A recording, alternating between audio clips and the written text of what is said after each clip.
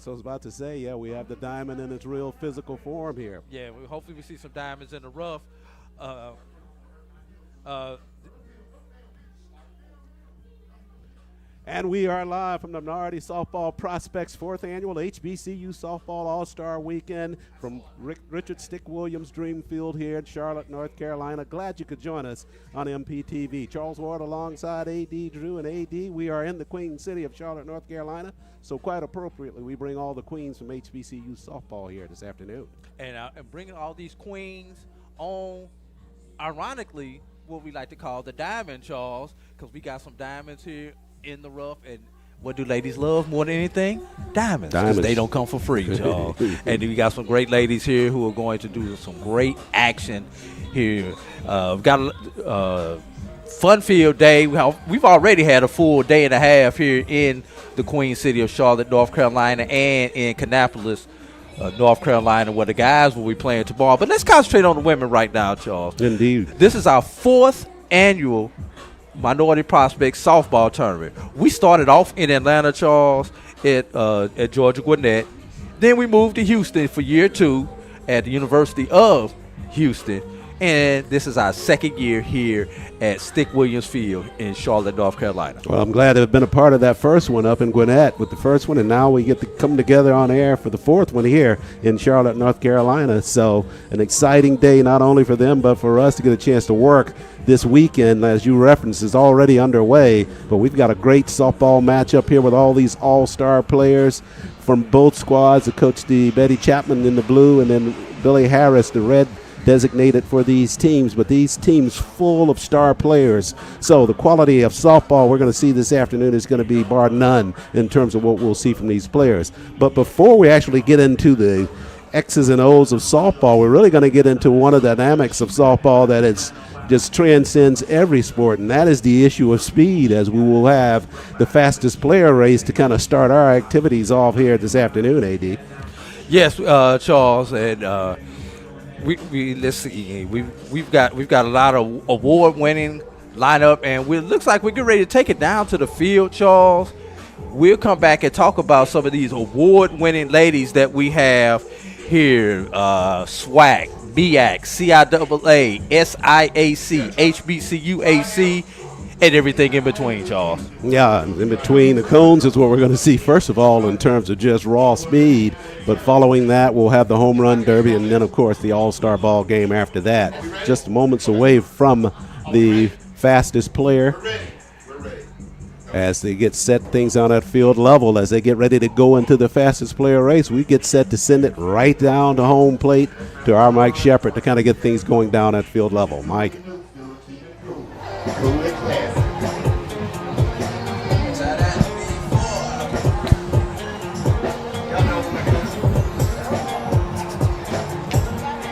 Good evening, ladies and gentlemen, and welcome to the 2026 Minority Prospects HBCU Softball All-Star Game right here at Stick Williams Dream Field in Charlotte, North Carolina. Put your hands together. All right. This is what we're doing. We're doing this live for TV. It's already on TV, so they saw y'all didn't give me no energy on that one. So we're going to do it again. We're going to do it again. Here we go. Good evening, ladies and gentlemen, and welcome to the 2026 Minority Softball HBCU Softball All-Star Game right here at Stick Williams Dream Field in Charlotte, North Carolina. Put your hands together. We'll take that. That's it right there. I am your in-game host for the evening, Mike Shepard, Money Mike Shep, and I'm joined by Director of Operations for Minority Prospects, Coach Des Siegel, and we are excited to have you guys in the building. We're going to start off with festivities tonight, just like we do with every All-Star game. We'll have the fastest lady competition, and then we'll have the home run derby. And we're not going to prolong this at all. We're going to get into it. You got a job, they got a job. Their job is to come out here and showcase all the extraordinary talent that you've seen all season long and throughout their careers. Your job is to give them the energy, the hype, the liveness. You got to make it look like it's 10,000 people out here. I know it's only 1,500. Mike Shepard down at field level getting set for the fastest player race, and as he does that at field level, AD, let's take a look at some of the runners that are going to be in this fastest player race for this HBCU All-Star Ball game? Starting off, Charles, we will have Janiyah Robinson representing Edward Waters out of the SIAC. Nira Lee representing the highest of 7 hills, that is Florida Agricultural and Mechanical University. Sky Hicks out of Bluefield State. Marley Kwame from Fort Valley State. And another Rattler in the house. Now, I got a little trepidation about this one, Charles. Why? Zoriana Hughes, we've never seen her do anything but throw the ball. So we haven't seen her bat. We haven't seen her do anything. But she says she's going to show off them legs today, Charles. So we'll get a chance to see it. You should be excited about that. Oh, I am excited about it. I am excited. Anything with the orange and green, I'm going to be excited. So those are the candidates that are going vying for the fastest player in this 4th annual HBCU Softball All-Star Ball game. Should note that Robinson's a junior. And Lee from FAMU, she's a senior. Sky Hicks, a freshman from Bluefield State. Marley Kwame, the sophomore from Fort Valley. And Hughes, the junior from FAMU. And just looking at some of their numbers on the term regular season, you talked about Hughes not really having any offensive stats at all. But for Robinson, she stole 38 bases on 42 attempts. Lee, 15 of 19 in steals, 14 of 19 by Hicks for the Bluefield Bulldogs. And for Marley Kwame from Fort Valley, she was 26 of 29 in terms of taking bases during the course of the season. So, Charles, who is your favorite? I mean, this is a toss-up, but... I thought I had missed something. I heard your boy get set go. I'm like, did I talk too much? Which wouldn't be the first time that didn't happen to me, man. But I'm going to go with the underdog. I'm going with the person we've never seen before, man. Oh, see, you just stole my thunder. That's who I was going with, was Hughes as well. The numbers from the other players suggest otherwise, but we're eternal optimists up here. Eternal optimist. Yeah, I got you. All right. They looks like they are getting ready to run at it, my guy, and this is gonna be fun. First, the one thing with this, you hope, is a fair start. Indeed, that's what you're going to be looking for. Mike Shepard going to get the fair start down there at field level. Let's go back down to Mike. All right, make some noise.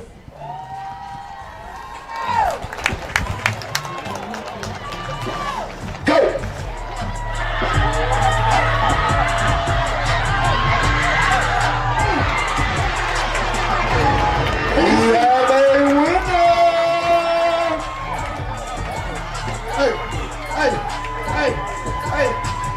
There she goes. Hey.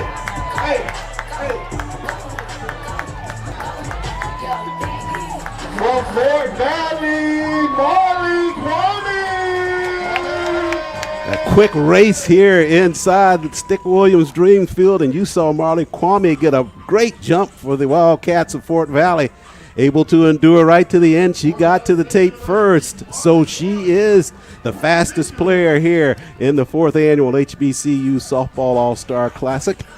And just burning rubber there. They started right behind second base and got over on that third base line, and Kwame wasted no time getting ahead of the pack and able to stay there. So she wins the ribbon for the Wildcats of Fort Valley. Great race. They got a good clean start, AD, but it was just Kwame burning up the surface to get that win. Yeah, and I was going to go with another SIAC participant as my dark horse, Janiyah Robinson from Edward Waters, But when you think about the great story with Fort Valley there, Charles, they came in to the SIAC tournament and had to win on the last day just to get to the tournament and wound up in the championship game.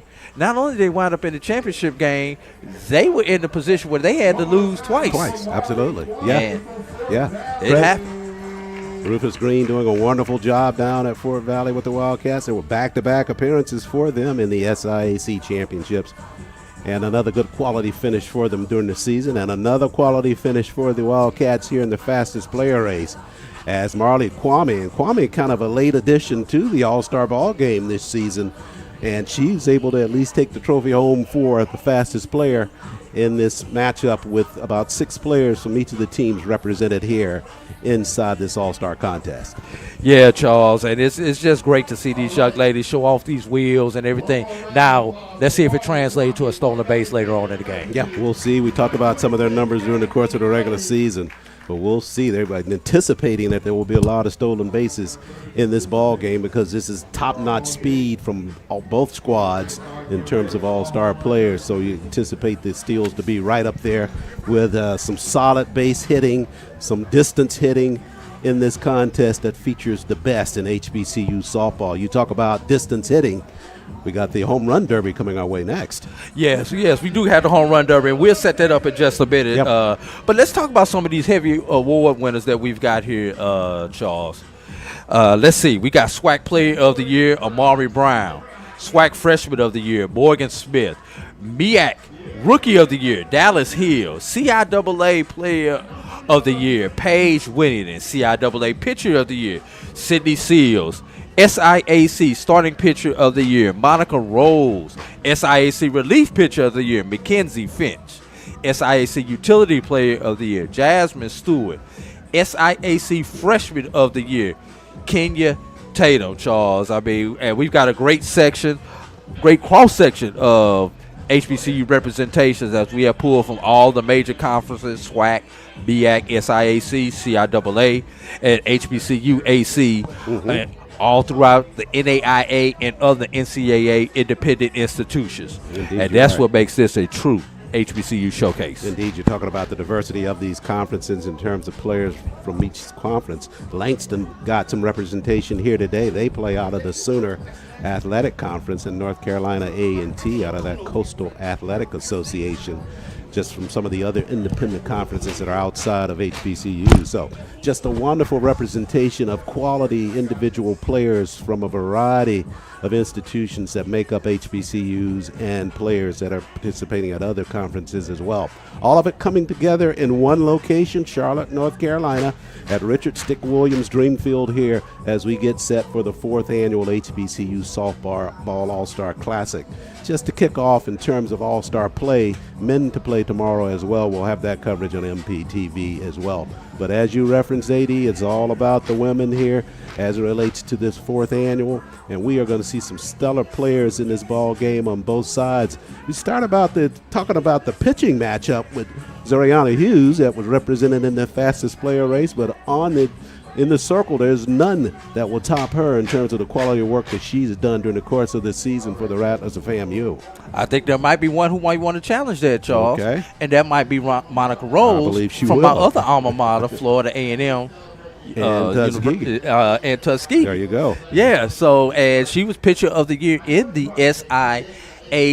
So both of them were the tops in their conference during the regular season. Both of them led their teams to the best record in their divisions. Indeed. Had a chance to talk to Monica yesterday when the players were just getting up here, getting settled and getting acclimated, getting the gear set for the All-Star Weekend. I was talking to her a little bit about one thing that for all of the Tuskegee program, they were picked to win the SIAC this year in softball action, but came up short in the tournament. A lot of disappointment amongst the players. But talking to Monica, she's still a sophomore in the program, so more time left. So they're taking that away as a learning experience to go from where they finished last year, hopefully to a championship this coming year. But talking to her, one of the things she pointed out was that I asked her, I said, what are you doing over the summer? She said, well, it's all softball related. I'm coaching a 8 to 10-year-old squad in Birmingham, the Birmingham Giants, and I'm also continuing my teaching lessons as a pitcher from the person that she started as a young kid at Monica Harper. That's her coach, personal coach, and she's continuing to develop even over an off season as a sophomore already in college. And that's what's scary about her. I mean, as good and dominant as she's been the last 2 years, she still has 2 years to go. And if the NCAA passes this 5-for-5 rule, somebody's going to pick her up when her Tuskegee career is over for that last year, and while she starts to work on that master's degree. Yeah, you're right. It'll be an opportunity for her to have to play somewhere else, but just to get that extra year of play if she does not wind up getting into some level of professional play as well. And I was asking her about that, and she said, no, my mind is set on being a neurophysiologist, so after she's done with collegiate softball, that's where her attentions are going to go into the classroom. Monica, baby, play as long as you can. That job will be there when you can. Your body only going to let you do it for so many years. Talk about our opposition in the circles. Oriana Hughes for the Rattlers of FAMU, the Lake City, Florida native. ERA of 3.54 on this season. 14 wins, just 6 losses for her at over 134 innings pitched for the junior. And she, no question about it, SWAC first team all-conference player. She was the glue for the Rattlers of FAMU to win that SWAC title this year. Yes, she was. And, it was just a great job of Florida A&M. Now, both the SIAC and the SWAC tournament, Charles, you know what the common theme between those two tournaments were? Rain. As both tournaments were marred by rain, and it was just such a great job that the game that Florida A&M lost probably would not have been played in the regular season. But because of everything that you have to do with the deadlines and everything else, they had to get that game in. And for Hughes to come back and pitch in that final game and will FAMU to the win was just such a great job by her. We're turning our attention to the home run derby that's about to start and take place here. As the players are being introduced here, we'll take a chance to introduce them here on air while Mike Shepard's doing it to the crowd here inside Stick Williams Dream Fields. Take a look at the players participating. First for the Rattlers of FAMU, Samantha Smith, the seniors, had 7 home runs on the regular season. Let's see, we got Dallas Hill, South Carolina State freshman, had 10 long balls on the season. Tanaya Gibbons from Tuskegee, a junior with 13 round triples on the season. Amari Brown, Florida A&M. She only had 2 home runs on the season. This would be her breakout thing. She'll hit more home runs today than she had in the season. Ashara Thibodeau from Langston. Nobody's heard of her in the NAIA, but she had a great season there with 4 home runs. Gabriela Garcia of Miles College. She's a grad student with 7 home runs. Cynthia Dobbins from Shaw University with 6 home runs. And Jasmine Stewart of Fort Valley State, the senior, with 3 home runs there, Charles. So just a lot of power here amongst these girls, and I'm pretty sure that a lot of them have some family and friends out here. Jasmine from being down the road in Hampton, Georgia. Dallas Hill up the road in Fairburn, Georgia. So you got a couple people who aren't that far away. So I'll guarantee you I'm going to see some mamas and daddies and aunties and uncles out there. Yeah, I had a chance to talk to a lot of players yesterday. They are represented with family and friends here. We'll talk about that as the day unfolds with this all-star ball game. But the home run derby participants introduced here at Stick Williams Field. And we'll see how they fare in this contest. Give us an idea kind of the breakdown of the rules in terms of the home run derby, AD? Actually, they haven't given us the rules yet, Charles. So usually Shepard will tell us the rules. I know that was bad by the announcer for one setting you up for the other one who didn't know. But let's talk about what we do know, Charles. 220 down the line. 200 down the line. 220 to center field for this home run. And usually they'll tell you at Stick Williams Park, this makeshift fence is obviously inside of the baseball park. So as you reference those dimensions, we'll see how much of an issue this is. It'll be Samantha Smith at the plate first to start the derby off. And she takes a few pitches to get started. They won't start. I think the pitcher needed to warm up. Yeah. She hasn't thrown a strike yet. So Smith from FAMU takes her first swat at the ball, and that one's on the ground. Quick pitched here a little bit by the pitcher. Guess you got to go with that clock. Trying to get that clock. Trying to get it out of the infield. Got one to right field there. Not enough carry there.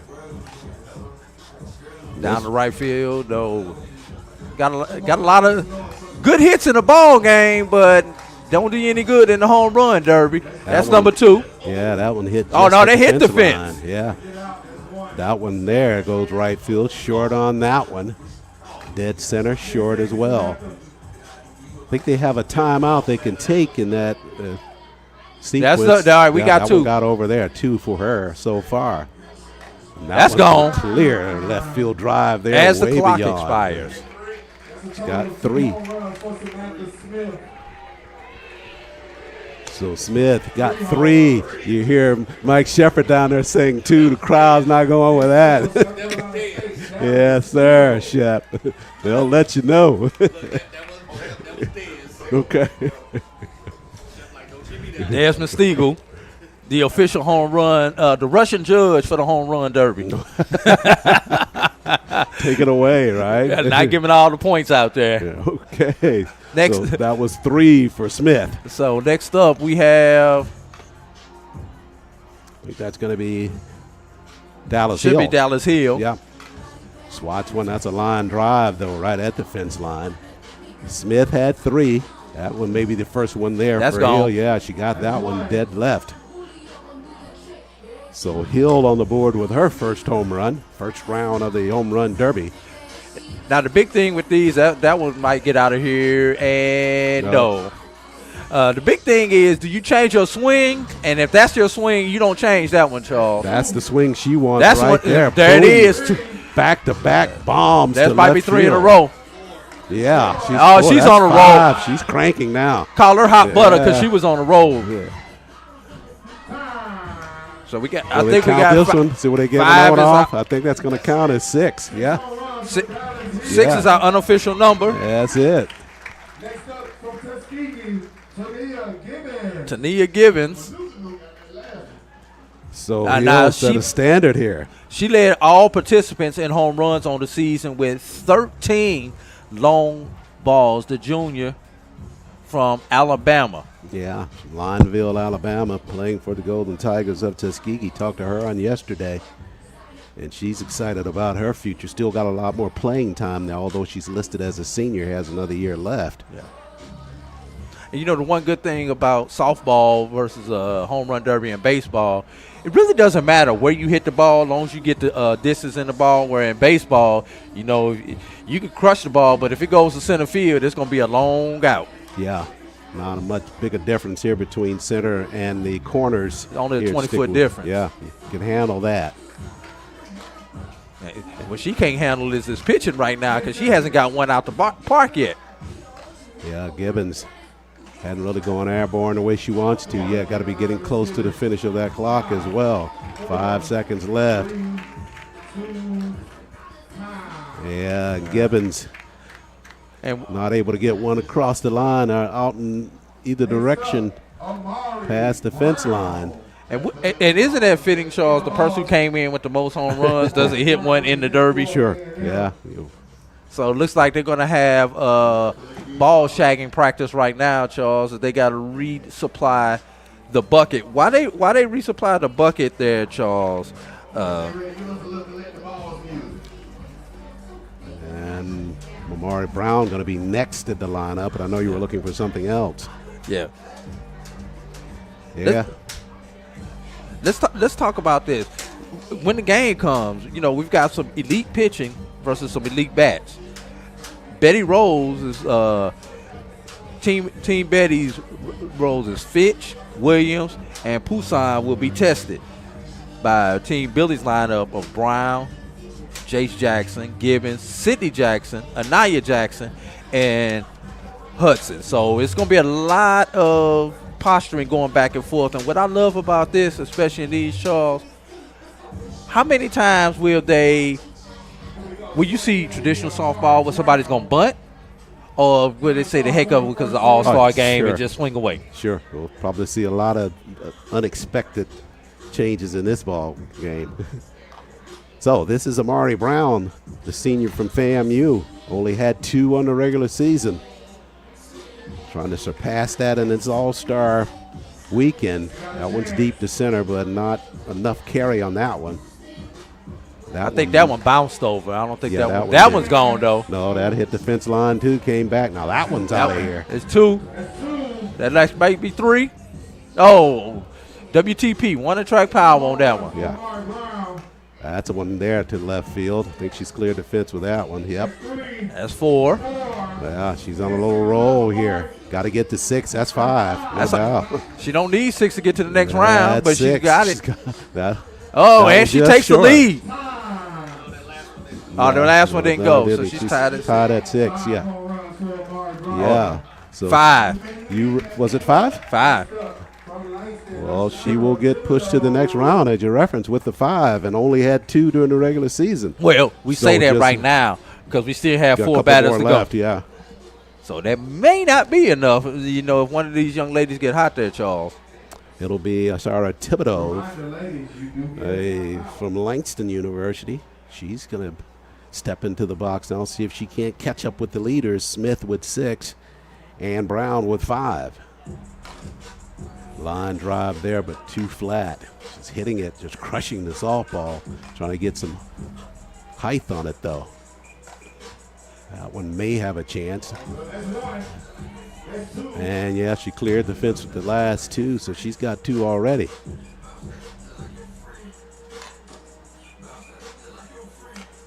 Choppers to the left side of the infield. Got to get them airborne. She pulled that one. Yeah. That one's going to have too much flight under there. 10 seconds left. I think I've got 3 unofficially, Charles. I think so do I. That's that might be 4 number there. 4. That's maybe 5. 5. Yeah. That one has a chance. She got 5, Nah. so she ties Brown's 5. And now that'll be Gabriela Garcia from Miles College, a grad student. She had 7 bombs on the regular season, and she hits from the left side. That's our first southpaw of the day, Charles. Mm-hmm. Kind of your liking there with the lefty. Yeah. But shooting those line drives out the right field. Got to get some height on them now. I mean, she was doing everything you want to do with a run on first base, pulling the ball down the line. And she hits her first one, the opposite field, the left field for the home run. That's what we're going to have to do, AD, all day long. It's going to be whatever we think, just say the opposite. Exactly. Then we might not know what we're talking about. Sure. Well, that wouldn't be anything new. That's for gone. me. Yep, she's got 2 there. Maybe 3. Yeah, she clocked that one well. Maybe 4. Line drive, just short of the fence line there. She's at 4, and she's finishing with 4 unofficially there for Garcia. So recapping right now, Charles, our leader, Dallas Hill from South Carolina State. Tied at 2nd, Amari Brown, Florida A&M, Ashara Thibodeau of Langston, and coming in 4th place, Gabriela Garcia. So right now, I think they're taking, I don't know if they're taking 4 or 3. Well, so we have to that see. tie with Brown and Thibodeau. Well, if it's 3, we don't have nothing to worry about because both of them would go. And this is Cynthia Dobbins from Shaw University. Got her first homer to center. That may be number 2 on a line drive there. Yeah, this one to left. She's clocking now. She's right on a rhythm there. Maybe 6 there. That was just shy, but that one's not shy at all. No, that hit the fence. Oh, that's number 6 there. Yeah, boomer. So she's tied for the lead. Now she's going to take it there. That's 7. No, just short there. Nothing about that one, though. Short in center field. She takes the lead with 7. And Dobbins, the late add-on to this HBCU All-Star Ball game. And she showed why we added her on to the roster. So Jasmine Stewart from the Wildcats of Fort Valley, the senior, after they gather the softballs, will be the last in this first round of the Home Run Derby. And as you referenced, the field kind of stretching there with that effort by Cynthia Dobbins. Dobbins with 7. Now Dallas Hill with 6. Amari Brown and Asara Thibodeau each with 5. And Gabriela Garcia, she's got 4 in this first round. Samantha Smith finished first round with 2. And Tania Gibbons not able to get one behind the fence line in this first round of play. So Alex White, Mike Shepard, Cameron Hollins, and a couple of other officials down at field level comparing their notes to make sure they're all on the same page with the right total. Just want to put this out there. If you are listening to us or watching us on MPTV, boy, I always get them initials backwards when I try to say that. MPTV. Let us know where you are. Let us know you're out there. Let us know who you're from, and let us know who you're rooting for, such as A.L. Thibodeau. That's would be Al Thibodeau 5 says, "Let's go." Ashara Thibodeau and David Smith says, "Let's go." Jasmine Stewart. Okay. So check in on the MP page on YouTube. Let us know where you are, who you're rooting for, and you may hear your name on the air there, Charles. Yeah. Glad to have you interacting with us. As Jasmine Stewart, I'm sure she's got some folks from the Valley pulling for her. Clocks one out to center field. May not have enough carry, though, for that one. This one will, though, out to left field. That's her first home run. Center field this time got some carry there. That is number 2. So Stewart trying to catch up with the pack out front. Currently with 2. Line drive out the center, just short of the line. Short. Yeah. Changes direction. She'll go right Time field out. this time. She's the first one to actually take a timeout. The first. Got to know the rules, Yeah, Charles. that's right. That's that unwritten rule on page 82 in the rule Right, book you that gotta nobody dig in there, reads. right, the fine print. That's a line drive out the left field, but short of the fence line. That one won't be short. Clocked that one to left field. And there's no That's doubt gone. about that one as well. I think she's at 5 now. Maybe number 6. Another shot out the left field, clears the fence line. That may get gone out in center. That's 7. Boys, Stewart coming on there at the end. Does this Man, last one look count? at that one. Does this one count? Oh, you got to count that one, man. She finished strong. Did Stewart got that push from Fort Valley? I think she's at 9. Boy, you talk about after the timeout, she came alive. She used that timeout wisely. Yeah. 9 is the unofficial count. Wait, and we say unofficial because the Russian judges down there will have the official count down there. So let's go with a recap of what we have from up here in the press box. Oh, here we go. So they all get to go. Ashara Thibodeau, Dallas Hill, Celia Davis, and Sydney Seals.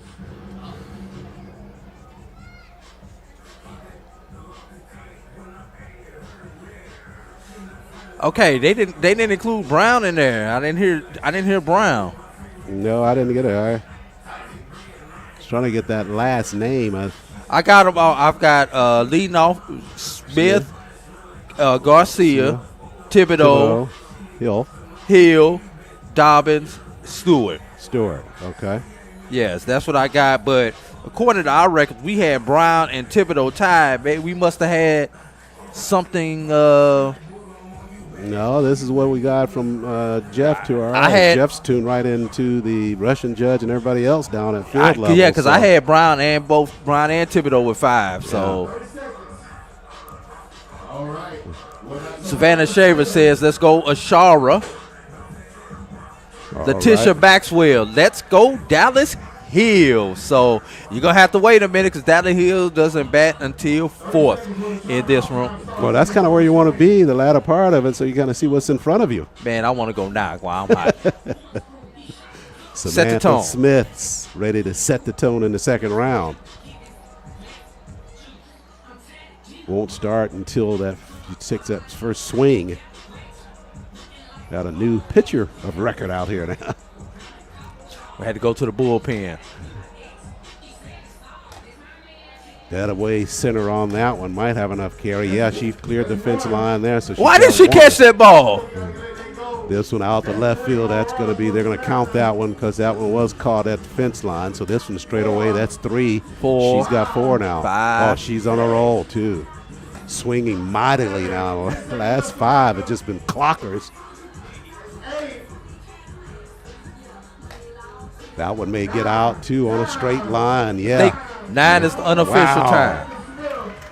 Smith had 3 in the first round. Triples that up here in the second with 9. Job by her. She hit a rhythm. We got late in that count. And you know what's the amazing thing about Samantha Smith? She spends primarily her time as a pitcher. Yeah.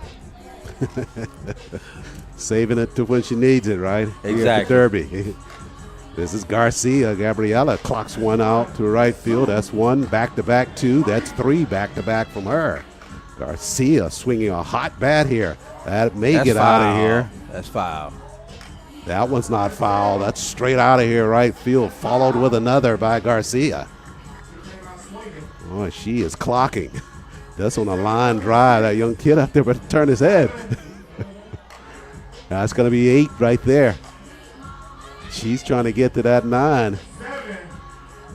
That's 8. Nope. That's 9. That's 9. Yeah, she did. 8. 8. 8 is the official number. I thought he said 9. I thought he said 9. So, you know something, Charles? Uh-huh. I've done these home run derbies for a long time. I've never seen where they come out and do better in the second round than they did in the first round. Sure. Well, they're just getting warmed up, Yeah. Now, Get those jitters out of the way. Yeah, they hit the finals would be a score of 2-1 probably. Don't wish that on. Okay, here comes Ashara Thibodeau now. See if she can best that number. 30 seconds on the clock when she hits that first one, and there it is right there. That one is gone. 2 in a row, 3 in a row. Make that 4. a quad. Yeah. Nah, make it Make it a Fico. quintet. Yeah. She's got 5 right off the bat. That's 6. Yeah. Oh, No, I'll that give her was- that one. No, that one's clear though. Yep, that one's got over. 7, 8. Almost 8. got a camera out in center field. That's over. 9. I think it was either Is it 8 or eight? 9. Yeah, 'cause 9 9. was the final count there by Mike Shepard at field level. Thibodeau. So Thibodeau, you got that crowd behind her. So we got a lead. We got a lead at the top with 9 between Samantha Smith and Ashara Thibodeau. Garcia comes in behind them with 8. Dobbins up next. They kinda- Hit 7 in the first round, Charles. Yeah, they flipped it a little bit. They initially said that Hill would be next, but it looks like it's going to be Dobbins to the plate. We'll see if Hill actually stays in. She missed that spot. I don't know if hopefully nothing happened to her.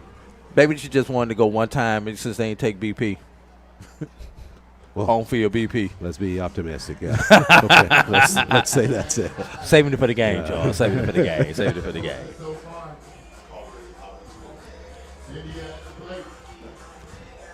As you reference, Dobbins getting ready to step in there. She had 7 in the first round. Eric Rodriguez says, let's go Ashara from, guess where? Waco, Texas. Waco. Okay.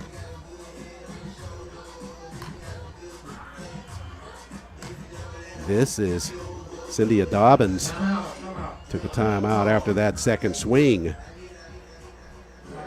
Like, look, I need the ball right here, Charles, right here, and I can drive For it. sure. Well, she's already. 21 seconds to go. Yeah, she's got to pick it up from there. That one line drive up the middle. Yeah, you can't afford to take a pitch. And well, if it's not to your liking, you're just not going to be able to lift it out of there. They have enough carry on that one. Yeah, she got that one over. That was short of the fence. That's number 2 there down the center field. When they get started, they get in the groove. Sure. So Dobbins finished with 2 in the second round. Dobbins, the only player thus far not to improve their total from the first round. Now Hill will come to the plate. They just switched the spot in terms of their appearance. So Hill 6 in the first round. Slugging percentage of .764 on the regular season for Hill. First pitch knocks it dead away center field, and that's number 1. Number 2 following right behind that. Number 3 to left field on a line drive shot. And she's spreading the field. That's 4. 4 out of 6 pitches. That's 5. That's 6. We could do this all day. That's good. Maybe a little bit short to center. She keeps that front shoulder closed. Yeah, she clocks that one to left field. Oh, she's had enough. I think she's going to tie the group at 9. Yeah, So we got to. Hill saw the challenge and answered right away. So we got a trifecta Yes, of sir. players with 9. Samantha Smith, Dallas Hill, Ashara Thibodeau. And Jasmine Stewart stepping in now. She had 9 in that first round. See if she can't best her first round effort here to take a lead. First pitch down the third baseline. That one may have some carry out the right field. She'll try left. She got the first one over. This may be number 2. Yes, she's got 2. Now 3. Now 4. She's sitting at 4 now. Line drive out there. Got to match 9. That's 5.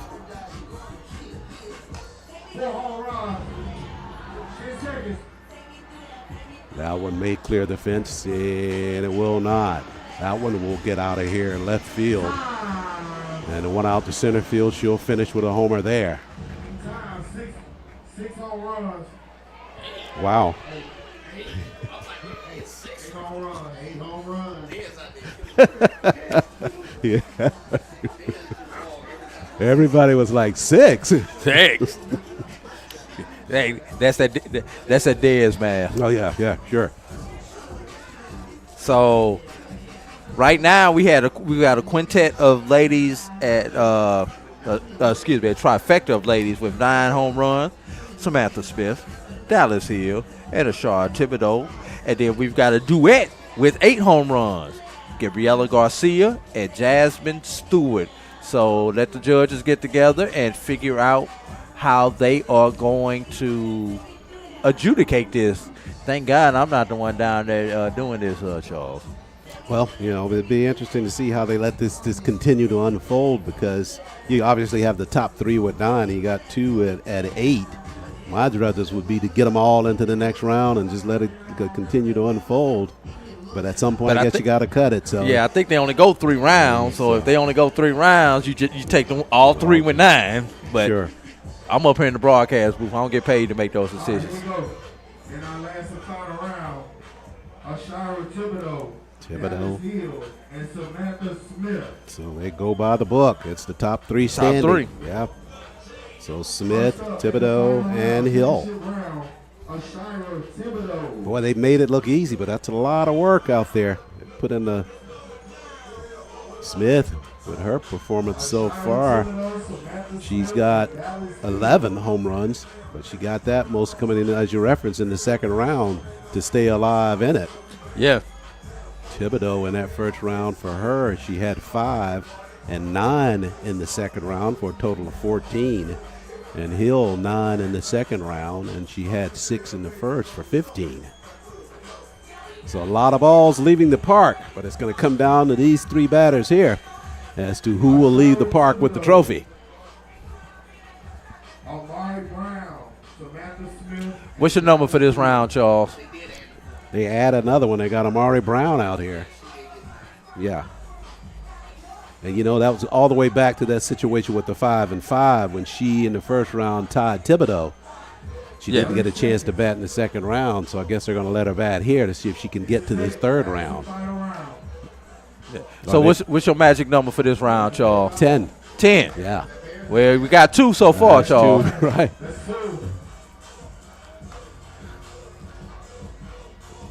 That's 3. Yeah. Got to carry. That's 4. Got to swing. That's 5, too. Yeah, she's in a room of now. That's 6. That may get out of here. That's 7. 7. Yeah, she came on 7. strong. Amari Brown. 7 home runs. So 7 is the magic number right now, Charles. Lucky 7. There you go.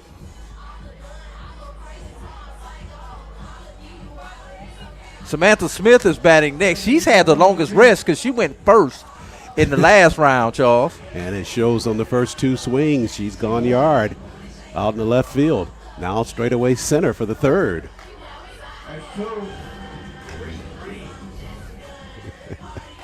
That'll maybe 4 there. Got some height on it. That's definitely 5. 4, 5, 6. This is 6. Yeah, our judge is a little bit off the count here. 7. Yeah.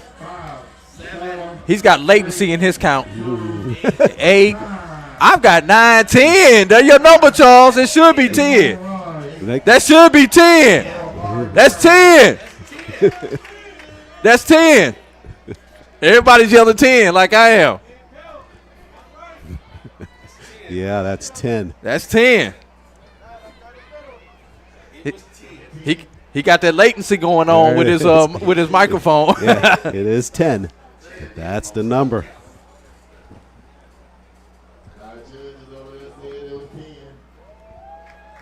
Next up, Samantha Smith. So All right, y'all. So now, go 10. so now tell me, what are the winning lottery numbers for the night, Charles? Yeah, Since you got that right. Right. You don't want to go with my numbers, brother.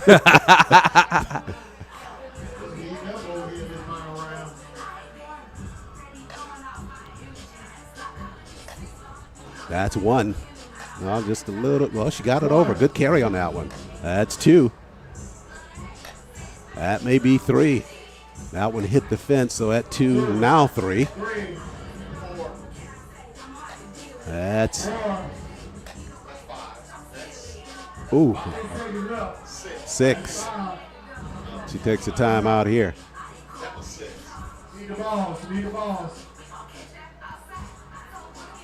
Right now, I think they got her standing at 5, but up here we got it at 6. So,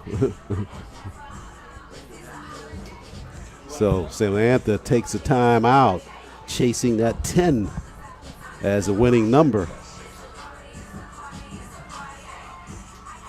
And she should have about 10, anywhere from 10 to 12 seconds left when we come back out of this timeout, Charles. Yeah, she took that time out late into the sequence. You're right, so she won't have a whole lot of time left. But she's got to unload real quick. I think she's trying to get something, treatment on her hand. Nah, she getting a pep talk and some water, Yeah, Charles. I see what that is, right? So the magic number 10. Oh, maybe she is getting Looks like she's getting something on her wrap there. little Band-Aid or something like that. Yeah.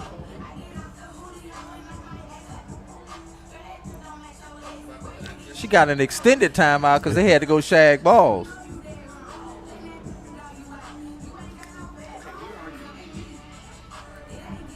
Samantha Smith.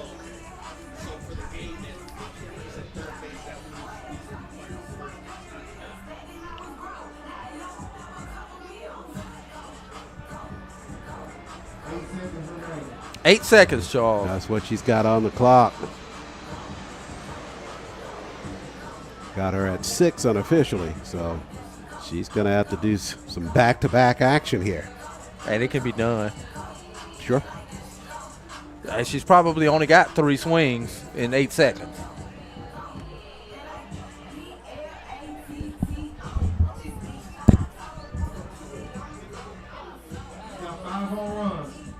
They got her at 5 officially. Takes the first one. Takes till she gets one she likes. That's 6. She got there. She's going to have to hustle here. That's 7. I think she's going to be short. That's 8. That's a long 8 seconds. That's 9, and that's the time on her there. I think she got to 9. 8 for her, Smith. So it was Amari Brown that came in late. From South Carolina State University, Dallas Hill. And now Hill, the final contestant, chasing that 10 mark. So Amari Brown got bypassed in that second round. She was tied, so they allowed her to come into the third round or the final round of it. And boy, she made her presence felt right away. She leads it with 10 in this final round. I hope we don't get to the swing off. Dallas Hill swats at the first, second one she clears the fence, third one she clears the fence, so she's got 2 so far. That's number 3 there to left field. Perhaps number 4 to straightaway center. That's 5. That's 6. And she's rolling right now. 7 there to left field. If that clears, it does. She might need to take a time out here. That may be 8. Could be 9. That's definitely 10. Yeah, to left field. 5 left. She may have it right there. Did she get it? I think she got it. Did she get it? Yeah. Good night. She got it. Good night, everybody. Dallas Hill coming through in the clutch. She had to get 10, and she went right down to the wire. I think she's going to come in with 11 or 12. 10. We getting ready to have the infamous swing off. Well, I need to ask you for the lottery numbers now. So the swing off, I believe, is what, 5 swings each? 5 pitches, 5 swings.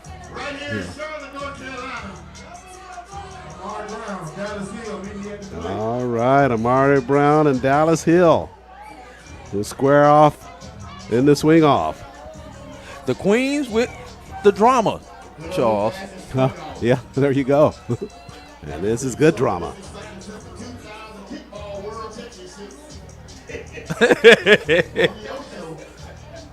They are at 10 each after regular play in the home run derby. So it's a swing off. So we got Florida A&M versus South Carolina State. Old MEAC rivals. Now MEAC versus SWAC. Times change, huh? Yes. Actually, if we want to take it all the way back, old SIAC rivals. Yeah, you can go back that far. Yeah. So Brown will step in first.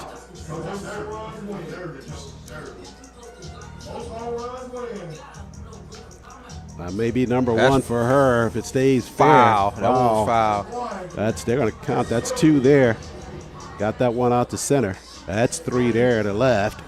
That's 4. Look at that swing by Brown at the plate. Another line clocker. Just hit the fence line.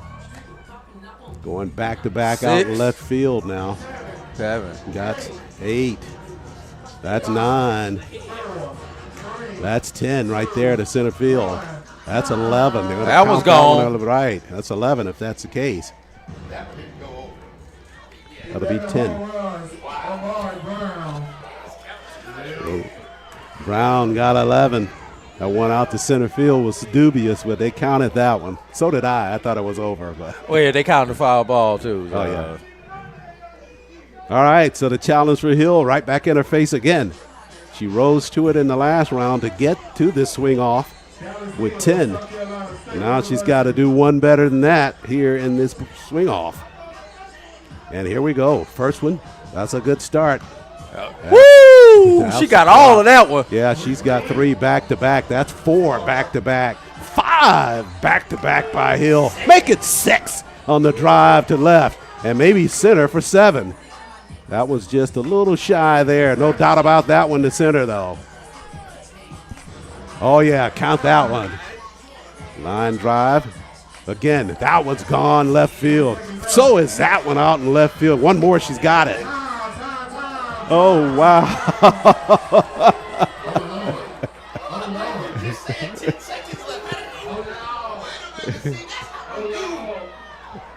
That's, I don't know what you call, what do you call a swing off the second time around, AT?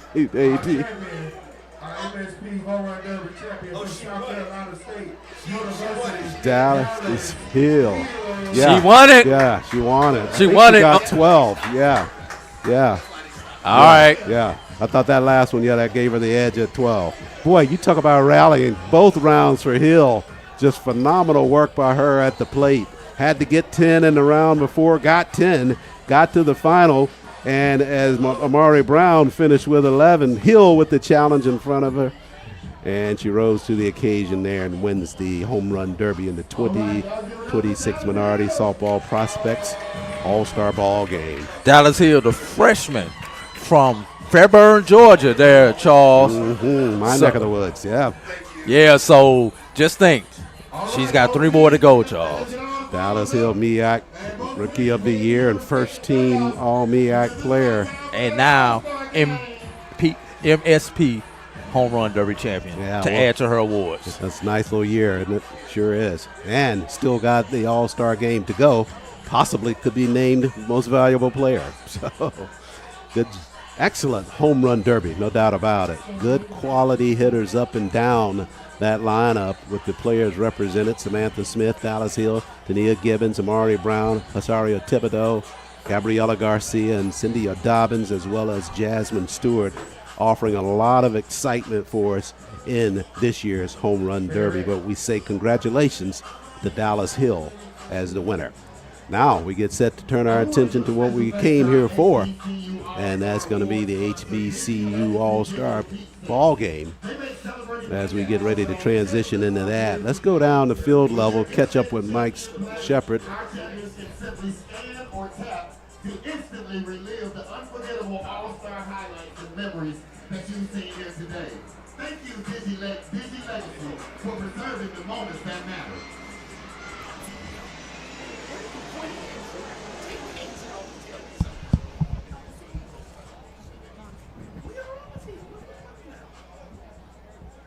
Right now, we'll get ready to play a little music for you and get ready as both teams set up for the 2026 Minority Prospects HBCU Softball All-Star Game coming up in just a few minutes.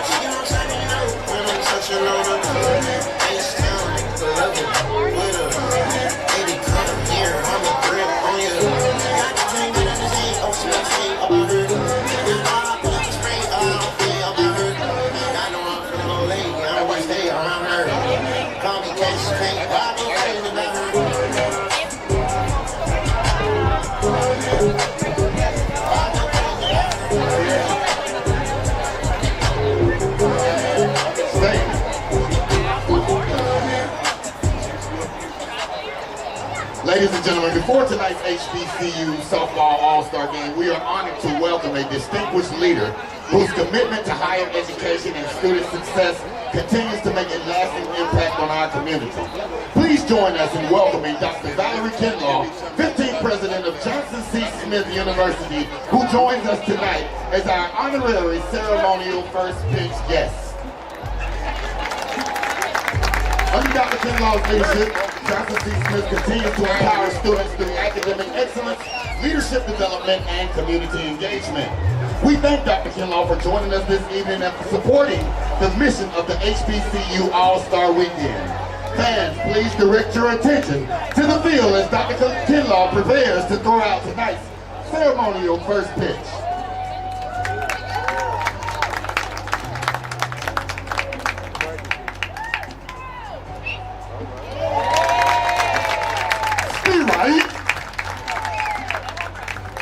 Thank you, Dr. Kinlaw, for everything that you do.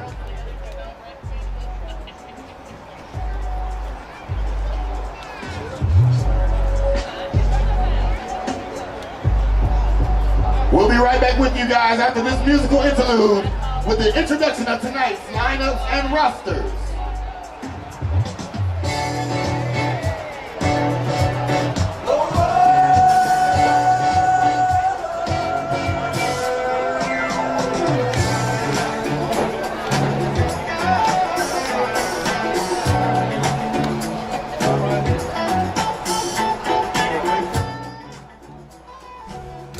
And we are back live here at Stick Williams Dream Field, Charlotte, North Carolina, for the 4th annual HBCU Softball All-Star Weekend. Starting with softball here, got baseball tomorrow. Glad you could join us for our coverage on MPTV. Charles Ward alongside A.D. Drew and our fabulous production team here as we cover this All-Star Weekend. And A.D., we've already had excitement with the fastest player, tremendous excitement with the home run derby. And we're getting set to turn our attention now to the All-Star ball game. Momentarily, Mike Shepard from Field Level will be introducing the players in the ball game. But before we get into that, we take the time now to really talk about the essence of this. And a part of it is the naming of these teams, recognizing two of the trailblazers as it relates to softball in this country, with Betty Chapman being the one team named after her, noted as the blue team, and Billy Harris, the red team here in this all-star matchup. Let's talk a little bit about the history of both of those women. Let's start off with the team who will be the home team on the scoreboard, Charles, and that will be Team Betty Chapman, who will be wearing the blue jerseys. Betty Chapman is Team Betty Chapman is named for Betty Chapman, who is recognized as the first African-American professional softball player. She debuted for the Admiral Music Maids of the National Girls Baseball League on July 18, 1951, helping integrate professional women's softball. And the visiting team on the... Just to add one more thing about Betty Chapman as before we get into Billy Harris, because both of them are so phenomenal. A couple of things we can continue to add to that. As you lay out, she's recognized as the first. But did you know that in her first ball game, she had 2 RBIs and a loss, but about 10 days later, she led that league with batting over 500. Wow. Yeah, just incredible player. Named, had a real carrying nickname as well, A.D. They called her Miss Minnie Minoso. Well, anybody who knows who Minnie Minoso is, that's a great honor to be with that name, one of the better Latin players of the early period of integration in baseball. Nice call with the Chicago White Sox. Yes. And because she was in that Chicago area too, they just named her Miss. So a fitting tribute to that part of it. Just a couple more things before we get into Billy Harris. With Betty Chapman, she was also an author of a book later in life, A Rough Road to Justice, The Journey of Women Lawyers in Texas. You know, she was from Texas in terms of her upbringing, born in 1930, but no real definitive date about when she passed away, so that still lingers there. And just one final thing, that while she was in college, she attended Illinois State University, studied education there. She wrote for the student newspaper, became the women's sports editor back then. There was a distinction back in those days, got a segregated title, probably had a men's sports editor back in that day as well. But while she was at Illinois State University, get this, AD, she played volleyball, tennis, hockey, and basketball. Hockey? That's what I said. Yeah. That's covering all the angles. That's covering all indoor, outdoor, Sure. ice, grass, everything. Everything. Let's go to Team Billy Harris. Obviously named for Billy Harris, a legendary fast-pitch softball player, often called, talk about nicknames, the Jackie Robinson of softball. Harris was a left-handed pitcher, an 18-time All-Star, credited with, count 'em, Charles, 70 no-hitters. Not 70.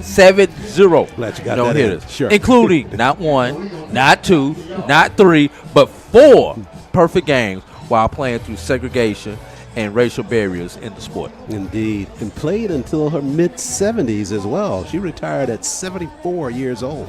Over 6 decades of softball play. And she was the first African-American inducted into the National Softball Hall of Fame. If you span 6 decades of professional softball, you're entitled to be in the Hall of Fame. If you span 6 decades over anything, you're entitled to be in the Hall of Fame. And they may have called her the Jackie Robinson of softball, but I would have called her the Satchel Paige of softball, the way she was throwing that thing, Charles. Indeed, absolutely. We want to really just pay tribute to the both of them for their contribution to this sport and their contribution to African-American culture. We get set for the starting lineups here for the 4th annual HBCU Softball All-Star Game, coming your way next on MPTV. Stay with us.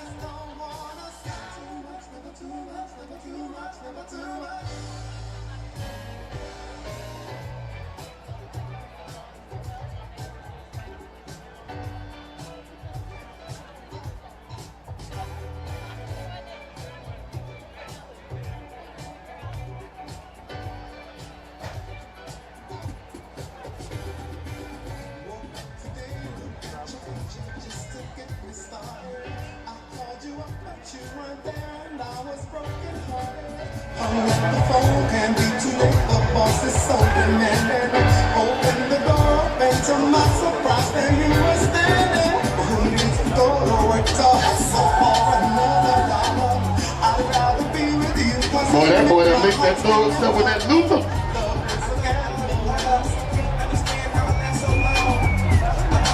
Boy, that's like putting hot sauce on a sweet potato pie.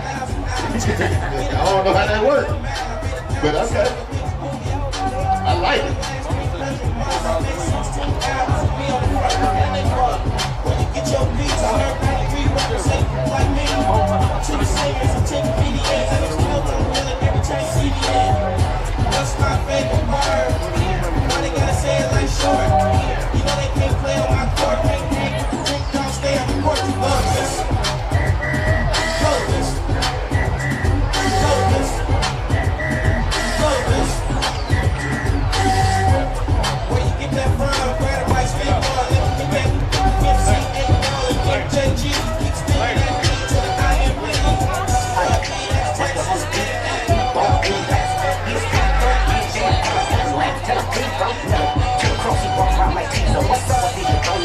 Trying to see Compton, they in the street and hitting from all in the mama. How many options do we got? I mean, it's too many options. I'm finna pass on this body, I'm John Stockton.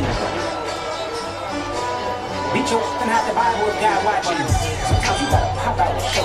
Certified working man, I'm the one that up the score with him. Walking down the whole time, I know he got some on him. Hold on him, extra.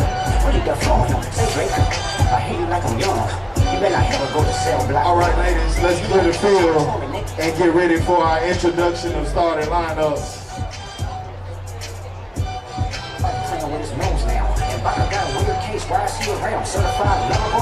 We want to get this thing going here shortly. Let's clear the field and get ready for our starting lineups.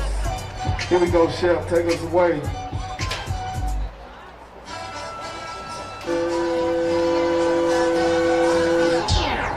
They not like us. They not like us. They not like us.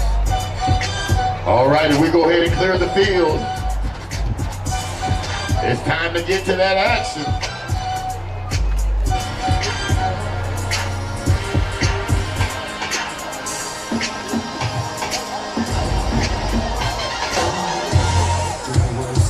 Oh boy, I like to broke into my routine. Boy, you ain't see that, boy. We had that thing ready.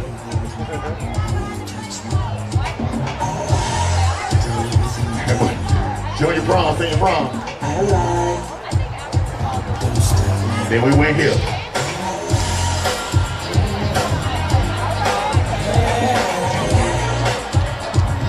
And then we went there. I can't do the next move because I hurt my whole left side. I can't do that one. See, the way it's set up, I got a good side and a bad side. Yeah.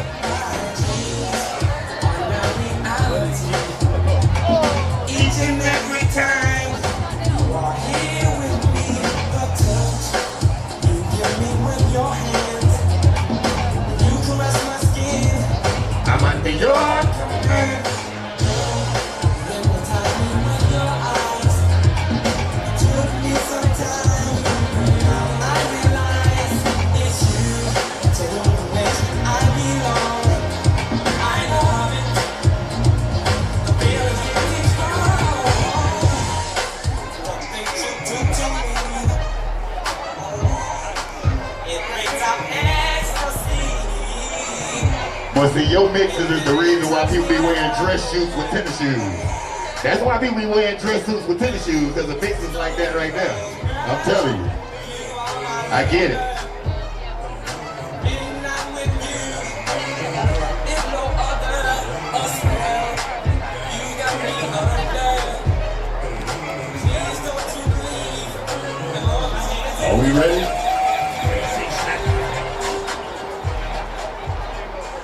Once again, good evening, ladies and gentlemen. It is now time for the introduction of the lineups and the rosters for the 2026 Minority Prospects HBCU Softball All-Star Game. First, starting with Team Billy Harris in the red, they will be the away team. From FAMU, center fielder Naraya Lee. From Tuskegee, Tania Gibson. From FAMU, Amari Brown. We're introducing the rosters. From Prairie View, Morgan Smith. From Bluefield State, Sky Hicks. From Savannah State, Ansley Hudson. From Alcorn State, Yanaya Acevedo. From Cleveland, Michaela Cromartie. Also from Cleveland, Ariana Meadows. From Fort Valley, Marley Kwame. Oh, I'm sorry. Marley is not on this team. She has been moved over to the blue team. This is your starting lineup for the team Billy Harris in the red. For the rest of the lineup, from Shaw, Cynthia Dobbins. From FAMU, Zoriana Hughes. From Bowie State, Sydney Seals. From FAMU, Samantha Smith. From Miles College, Delaney Gray. And from Claflin, Anaya Jackson.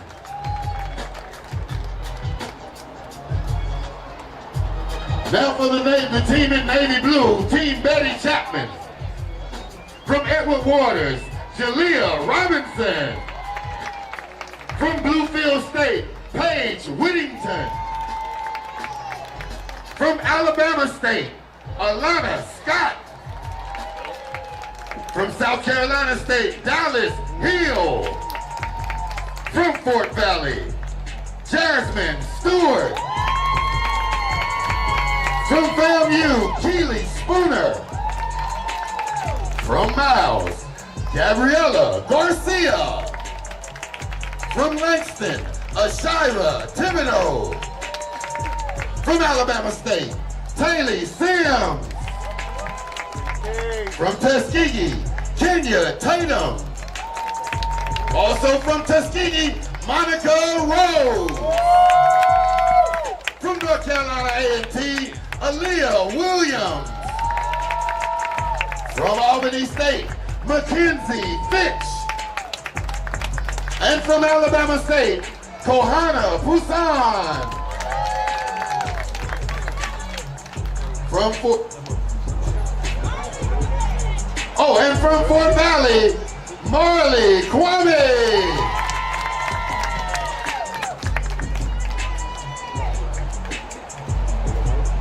The umpires for tonight, Monique McMurray, Benny McMurray, and Wayne Griffin.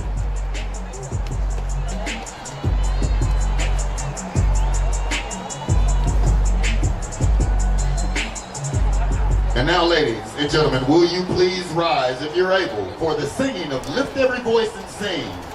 Please welcome vocalist and 2023 Minority Softball Prospects HBCU All-Star, Michaela Irvis, alumna of Florida A&M University.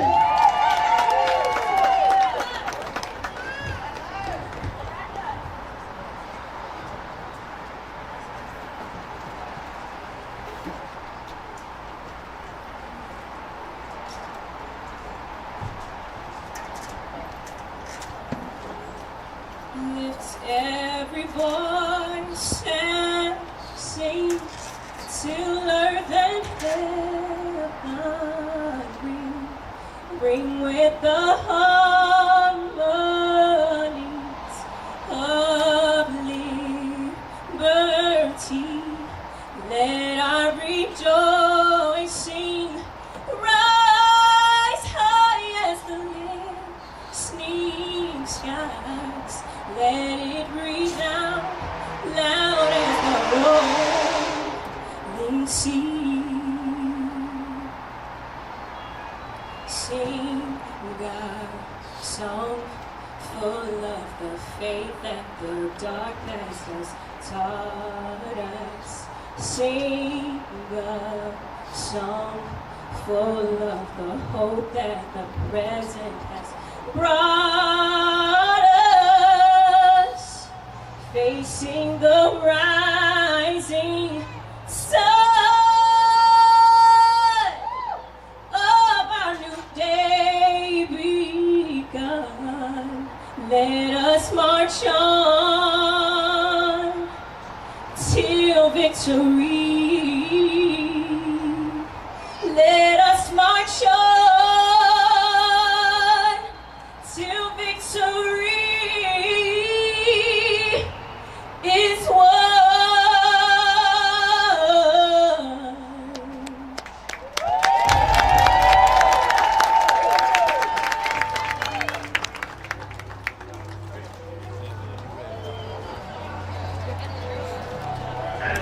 All right. And we are back live here at the Minority Softball Prospects 4th Annual HBCU Softball All-Star Weekend. Live from Richard Stick Williams Gym Field here in Charlotte, North Carolina. Charles Ward alongside A.D. Drew for the All-Star play call. And A.D., we've already had the excitement of the fastest player race, the home run derby. Now we get to softball action, and this is going to be a real good softball game with all of these stars and so many quality pitchers in the rotation, beginning with the two that we highlighted earlier, Zoriana Hughes and Monica Rose. Yeah. Let's talk about these two teams, Charles. Team Betty Chapman may have the deeper run prevention profile, especially with Monica Rose and Mackenzie Finch coming off of, Fitch coming off of dominant seasons. Team Billy Harris has a dangerous offensive lineup. Amari Brown, Jace Jackson, Tanaya Gibbons, Sydney Jackson, and Anaya Jackson among the few who can produce runs in bunches. You talk about runs.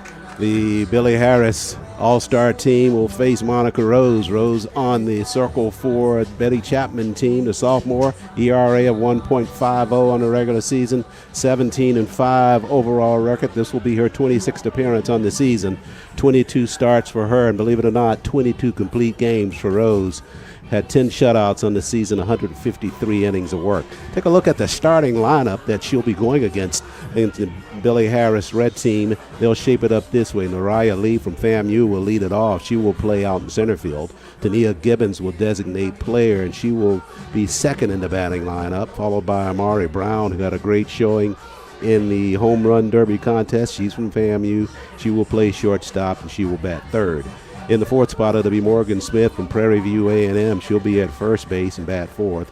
Sky Hicks, the freshman from Bluefield State, will be behind the plate catching. She will bat fifth, followed by Ansley Hudson. Hudson will be out in right field, and she's from Savannah State. She will be in that lineup. Anaya Acevedo will be out in left field, followed by Michaela Cromartie and Ariana Meadows as we get set for softball action. First pitch on the way by Rose, and Rose is off the plate there for the ball. First pitch of this All-Star game, 7:32 Eastern Time. So Lee in the box for Billy Harris. Took a pitch there on the inside, and that one's good for a strike.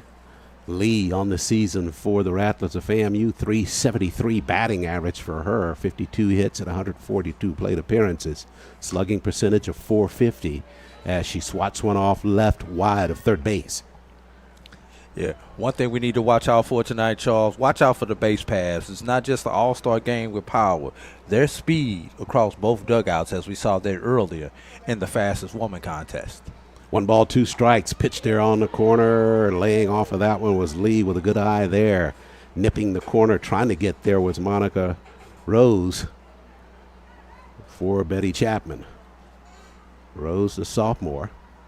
Teammates call her Mo. And she fires here, a changeup that's high in the zone, and that'll take it to full at 3-2. Beautiful day here in the Queen City, Charles, of Charlotte, North Carolina.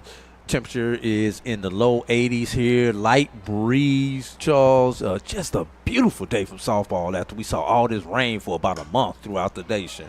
Chopper to the shortstop, Scott. She fields, fires across the diamond, but beating that out was Lee. The throw was offline, and she'll take second base on the errant throw from Alana Scott from Alabama State at shortstop. So Lee gets aboard. Likely would have been a base hit on that chopper to the shortstop, but she took second on the errant throw. So she's aboard. And that'll bring up Tanaya Gibbons. Gibbons from Tuskegee University. Gibbons, the junior, swings it down the third base line, but that's just wide of the bag for a foul ball.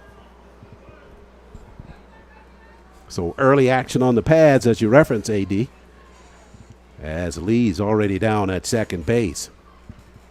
Lee, part of that fastest player race early in the ball, prior to the ball game. So that's already clear evidence that she's got the speed. Rose trying to go up in the zone there with a fastball, missed there to take the count to 1-1.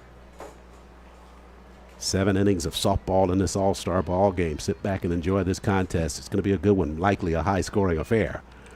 Rose with a pitch there trying to change the eye location of the batter. Gibbons went down low, and her teammate does not offer at it as Gibbons took it for a ball. Yeah, and I want to thank everybody for joining us here on Minority Prospects TV, Charles. I've got somebody named 818 Doe who says, Sky, I love you. I don't know what that's all about, but we love Sky too. No, yeah, that's right. Change up there by Rose. Way out in front of that one was Gibbons for a foul ball. Yeah, Sky, I referenced a freshman from Bluefield State, really came into her own kind of as the season unfolded. Said she had some confidence issues just as a freshman going into that program, but was able to break out. That pitch at the corner swung on and missed there by Gibbons. So Gibbons is the first strikeout victim for Monica Rose and Team Betty Chapman. So one down here in the top of the first. Yeah, Sky, they call her Ruby, and that's because that's her middle name. But they say they make all kinds of variations on her middle name, that team does. At the plate on a good changeup there is Amari Brown that took that one for a ball. Brown, a senior.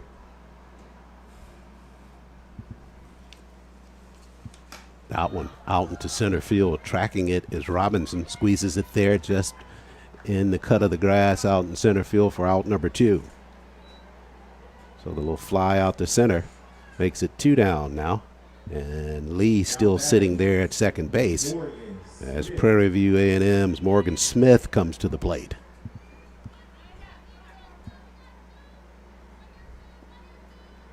Smith, just a freshman, took a pitch there on the inside.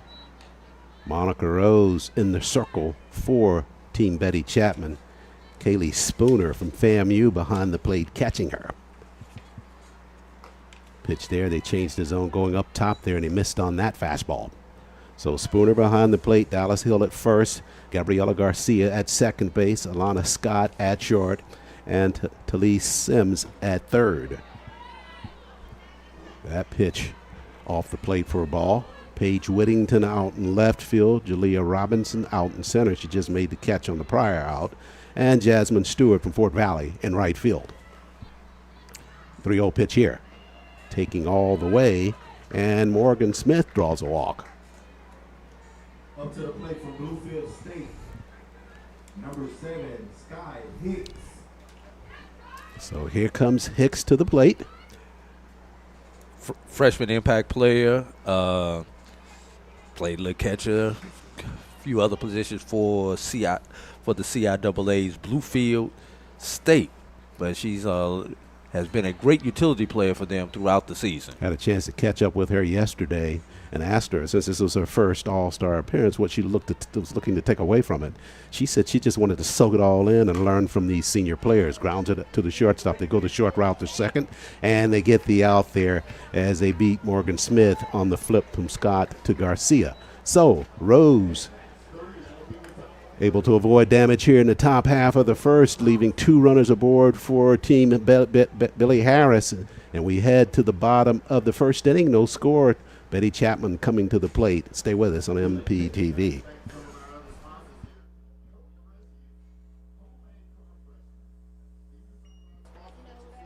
Tables on the walk in. Spark Designs by Jessica. P.S. Williams, Champagne Kisses Candle. Tree of Life, hair growth oil and lock refreshing spray. Jibby Juice, all natural fruit and vegetable juices, no sugar or additives. And 2 with legendary HBCU bucket, pants and socks. Make sure you take a trip down. Back live here at Stick Williams Dream Field, Charlotte, North Carolina. Gets set to go to the bottom half of the first inning of the 4th annual HBCU Softball All-Star Classic. Glad you could join us. Rose on the hill for Betty Chapman in the top half. The Billy Harris team threatening but not able to push a run across. Now for Betty Chapman, they will send up Jalea Robinson. She will be out in center field, and she will bat first from Edward Waters University. Paige Whittington from Bluefield State will bat in the second spot in the lineup, and she will be out in left field. Alana Scott from Alabama State will bat third in the lineup, followed by Dallas Hill from South Carolina State. In fifth, Jasmine Stewart will bat sixth, followed by Kaylee Spooner behind the plate. Spooner will be followed by Gabriela Garcia, then Azaria Thibodeau and Talise Sims in the lineup for Team Betty Chapman. So that's Robinson, Whittington, and Scott, followed by Hill, Stewart, Spooner, then Garcia, Thibodeau, and Sims. That's the batting order for the Team Betty Chapman in blue. For Billy Harris, defensively, they'll shape it up this way behind Zoriana Hughes in the circle. It'll be Sky Hicks behind the plate. Right to left in the infield will be Morgan Smith from Prairie View. She'll play first. Michaela Cromartie will be at second base. Amari Brown will be at shortstop, the FAMU player. And it'll be Ariana Meadows at third, left to right in the outfield. Ayana Acevedo will be out in left field, and center field, Naraya Lee. And then Ansley Hudson will be out in right field for Team Billy Harris. So it's bottom half of the first. And Jalea Robinson set to step in for Team Betty Chapman. David Downs says, shout out to Jalea Robbins from her bestie. Oh, boy. Okay. Good deal. Hughes rocks and fires first pitch. Robinson trying to square up for a bunt. Missed on the bunt attempt, so that's a strike on her. Robinson, a junior from Jacksonville, Florida, led the Tigers of Edward Waters in batting, .393 average for her.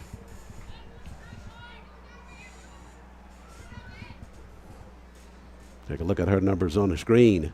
Good job by her as she swats at an inside pitch there from Hughes and misses on that pitch, so she's down in the count 0-2.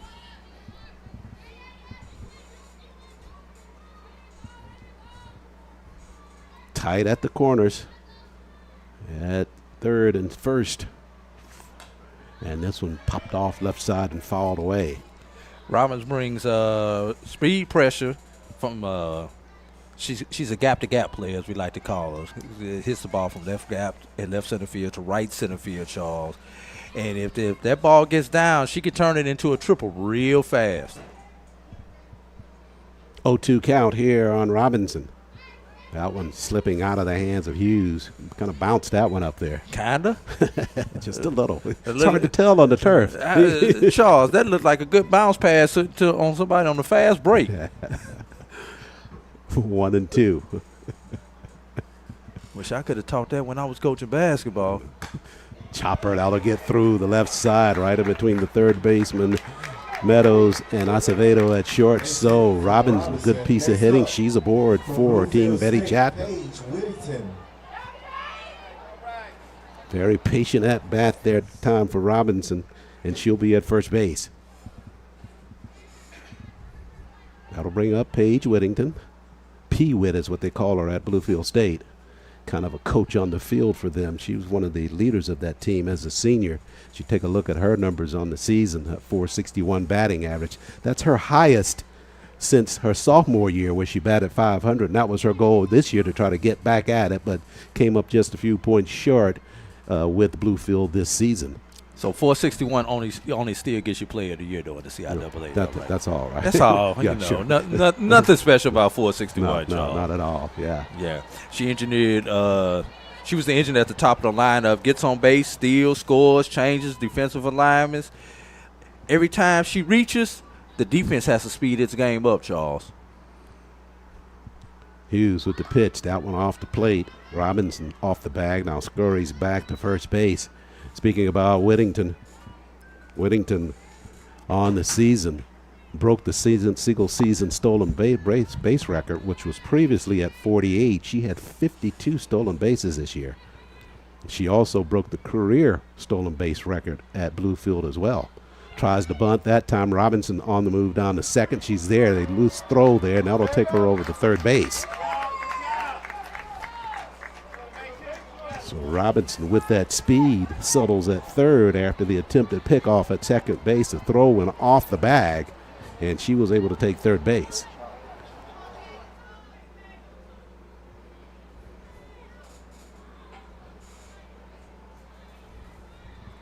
So at the corner now from Whittington, trying to see if she can't push the first run of this all-star game across.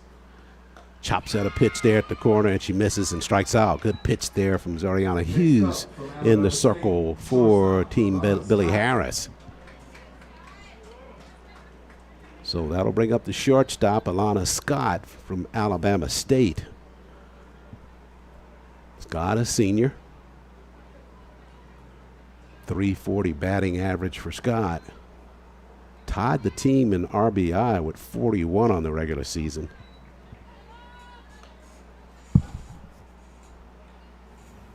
She and teammate Talia Sims sharing that RBI title this season with 41 each. Look at her numbers at 340 batting average, on base at 425. I'll tell you, that's what you're going to see up and down these lineups, players with just outstanding offensive numbers. That usually gets you to an all-star game, Charles, unless you're a pitcher who has a lot of strikeouts and a few W's there. Zoriana Hughes on the season, 134.1 innings, an inning and a third. Pitch there over for a strike.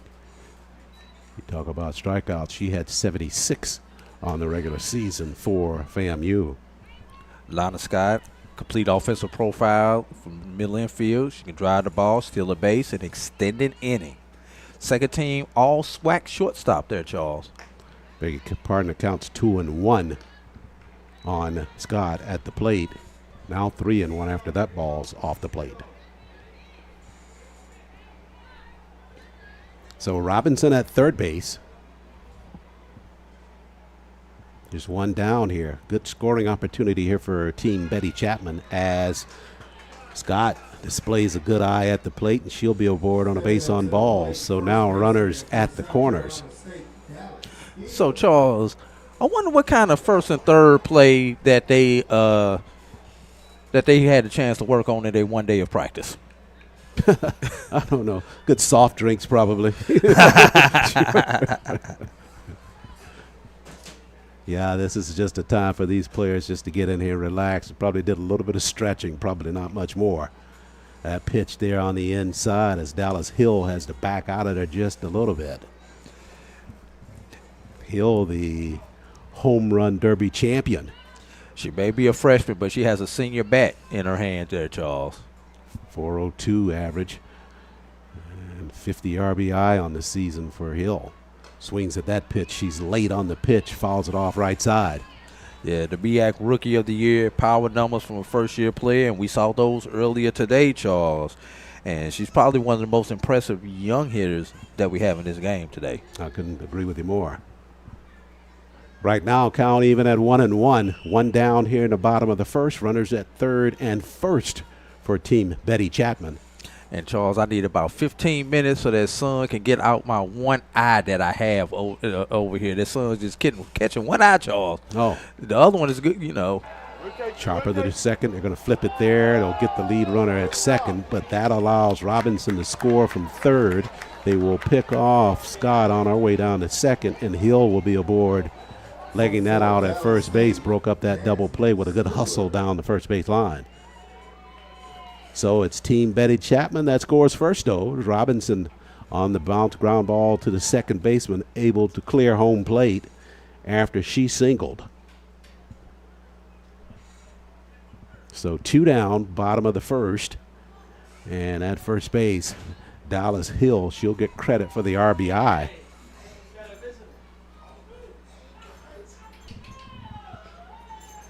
And Hughes set, pitch tight on the inside, called a strike on the corner.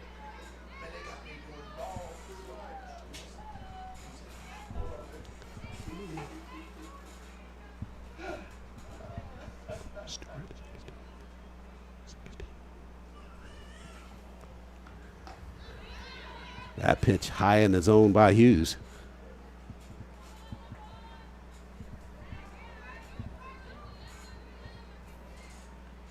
1-0 lead for Betty Chapman.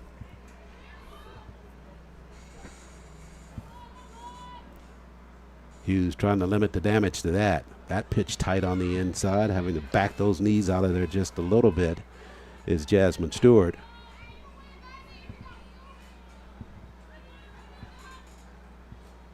Kaylee Spooner would be next in the lineup for Team Betty Chapman. 2 down. Zoriana Hughes trying to hold things right here. Here's the pitch from her. Chopper on the ground to the first baseman. Right into the glove of Morgan Smith. She'll step on the bag, and that will bring the bottom of the first to a close for the Betty Chapman team. But they do play the runner. Robinson scored after she singled. They leave one aboard as we head to the second inning, with Betty Chapman leading the Billy Harris squad 1-0 as we send it down the field level to Mike Stewart. It is our mission to shine Shepherd. a light on those who help and support us. As founder of the Carolinas Metro Reds, Morris Madden has dedicated his life to creating opportunities for young athletes throughout the Carolinas. Through his leadership, mentorship, and commitment to player development, he has helped countless student athletes pursue success both on the field and in the classroom. Morris has also been an invaluable partner in helping bring the Minority Prospects HBCU All-Star Weekend to Charlotte, opening doors, building relationships, and helping create opportunities for the next generation of HBCU student athletes. His impact can be measured not only by wins and championships, but by the lives he has influenced and the doors he has helped open for the future generations. Tonight, we proudly recognize Morris Madden as a 2026 Minority Prospects Community Trailblazer. Please join us in thanking Morris Madden for his leadership, mentorship, and unwavering commitment to our community. Ladies and gentlemen, Mr. Morris Madden. I'm about to tell the people Mr. Him is here. Mr. Him is here. Mr. Hill, combo short like Martin. Came from the dirt blue gardens. Need a yacht for the wave I'm starting. Don't stop, shut a big book part. I'm coming in cap, got busy, got caught with the prison guy.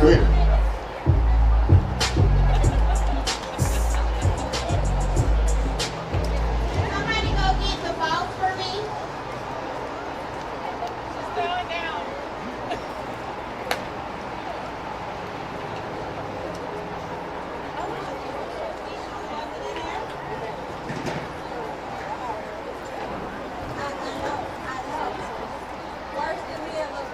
But before I can do anything, I need the ball. Miss Sandra Madden.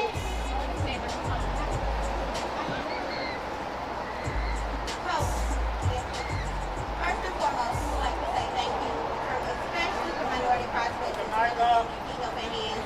Every time that we're here in Charlotte, you make sure that we're good and you take care of us.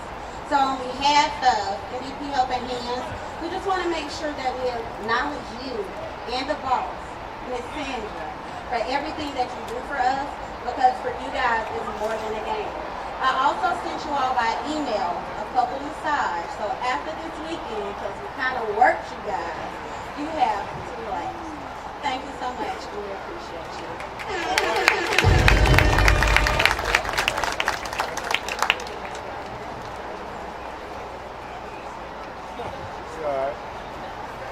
Again, let's make some noise for Coach Madden.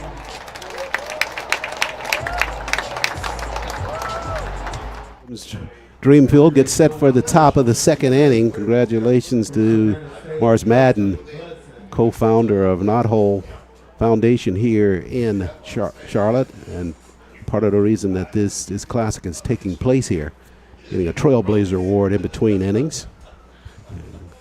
Thanking him for hosting us for the second time in a row for the HBCU Softball All-Star Contest.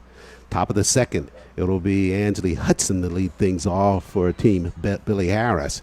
She'll be followed by Anaya Acevedo and then Michaela Cromarty, the three coming to the plate for Team Billy Harris.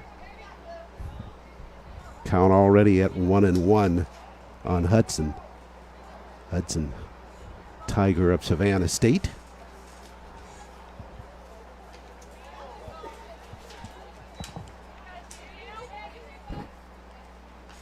And that was Spooner who went out to the mound. She gives FAMU a great hitting. FAMU gives them a great hitting presence in this Team Betty Chapman lineup there, Charles. Yeah, Spooner's a good solid catcher, but a really good bats person as well. The senior batting .355 for the Rattlers of FAMU. And only had 8 pass balls from behind the plate during the course of the regular season. 2-2 count here. Chopper right back to the mound. Rose has the sky, reaches, got it, fires over the first to Hill. And that's out number 1 here in the top of the second inning. Wearing number 5, Yanaya Acevedo. So Alcorn State, Yanaya Acevedo coming to the plate now. Acevedo, a senior, led the team in hits with 55, 27 RBI, and 77 total bases for her. Swings at a fastball, swings right through it, missed every stitch of it. Great speed and power hitter, second team, all SWAC. She can create pressure with her legs, but also has enough pop. Pop Punish one up. mistakes. There you go. But coming in, charging there, it's Whittington on the run, and Whittington makes a chest-high catch out in left field for out number 2. Good close there by Paige Whittington out in left field on that ball that was sinking fast off of the bat of Acevedo.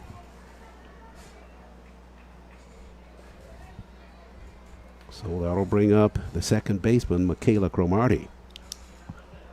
Swings at a fastball and comes up empty. Good pace on that one by Monica Rose in the circle for Team Betty Chapman. Productive infielder for Claflin, good RBI profile and extra base ability. She gives Team Billy Harris a lot of depth in this lineup there, Charles.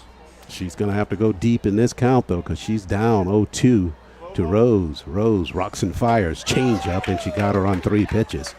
Good job there by Rose. Very aggressive at the plate was Cromartie, but she comes up empty. And that's out number 3. That brings us to the bottom of this second inning. The Billy Harris team going 3 up, 3 down. And for Betty Chapman coming up, it'll be Kelly Spooner. We talked about her leading off this bottom of the second for Team Betty Chapman. Spooner in that lineup. She'll be followed by Gabriela Garcia and Zaharia Thibodeau. We saw 2 of those in the home run contest earlier today. And should see some fireworks at the plate as well. Our Mike Shepard down at field level, in between innings, entertaining the crowd. Let's go down and get entertained as well. Looks like he's got some young kids running the bases.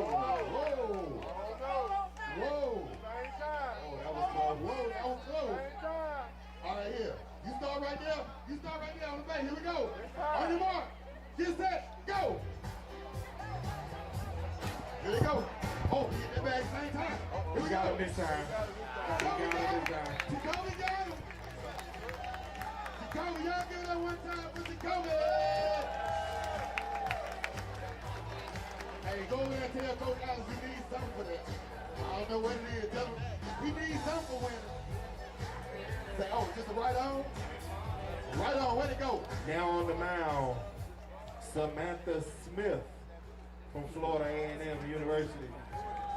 Good job right there by Zay and Jacoby. Hold on, we got their prize. They both just won a great big old attaboy. No. Way to go, attaboy. No, well, Attaboy. Attaboy. That's like an attaboy.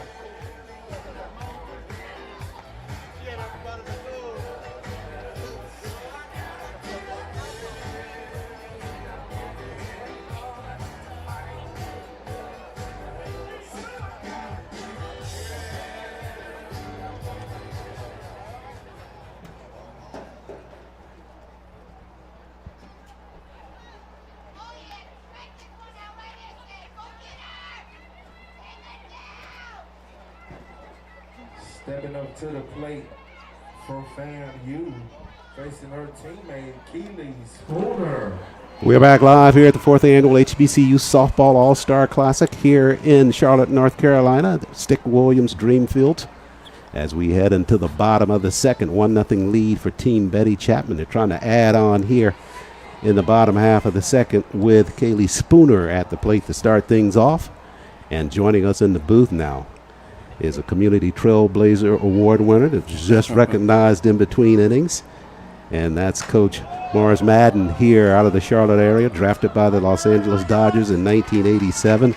But a real big part of your story starts, Coach, after you finished your baseball play. Yes, sir. And the impact that you've had on this community. Let's talk a little bit about Knothole and just this whole community effort here in the Charlotte area under your leadership and others as well. Absolutely, absolutely. Well, I am also the founder of the Carolinas Metro Indeed. Reds, which started about 21 years ago. And we blazed around Charlotte, man, trying to find places to play. And we finally ended up here.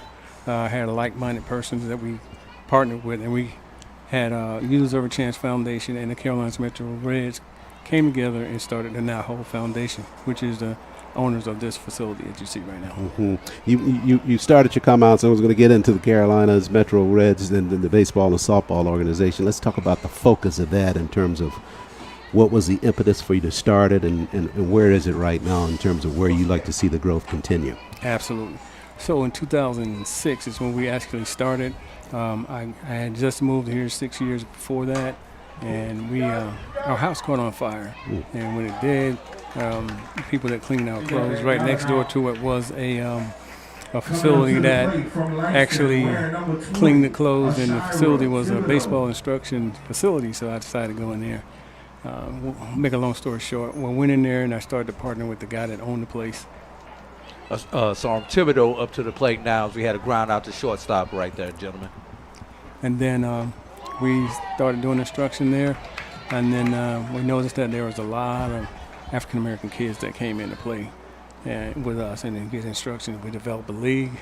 My partner actually had a brain tumor, and we had to kind of stop the league. So I said, in order to continue that, I'm going to have to go out on my own and do that. So did it for, 15 years or so, just working full time and coming out here after hours and training these kids and making sure they continue to play.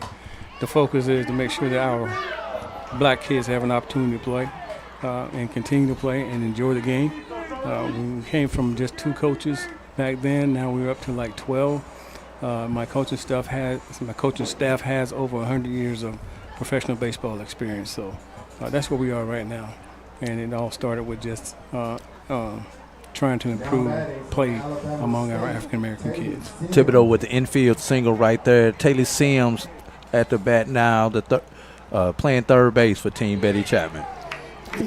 You talk about the infancy of it, and you've been kind of right there in the core of this from 2 perspectives. Absolutely. You played at the major league level or in an organization, and the prevailing theme has been and always continues to be, even up to this point, that there's such a lack of African American kids getting into baseball overall. Absolutely. Now, you all are definitely doing your part to kind of close that gap, as are other organizations that you all are not in competition with. No. You all are working as a collective to address this issue. Absolutely.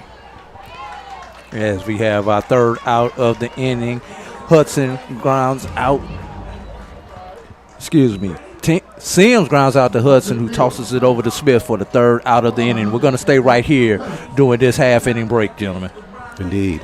And we were talking about this issue of the lack of it. What's your been assessment of it now as you look at it? Do you see that gap closing any at all, or are we seeing more African American kids getting into baseball from your long view?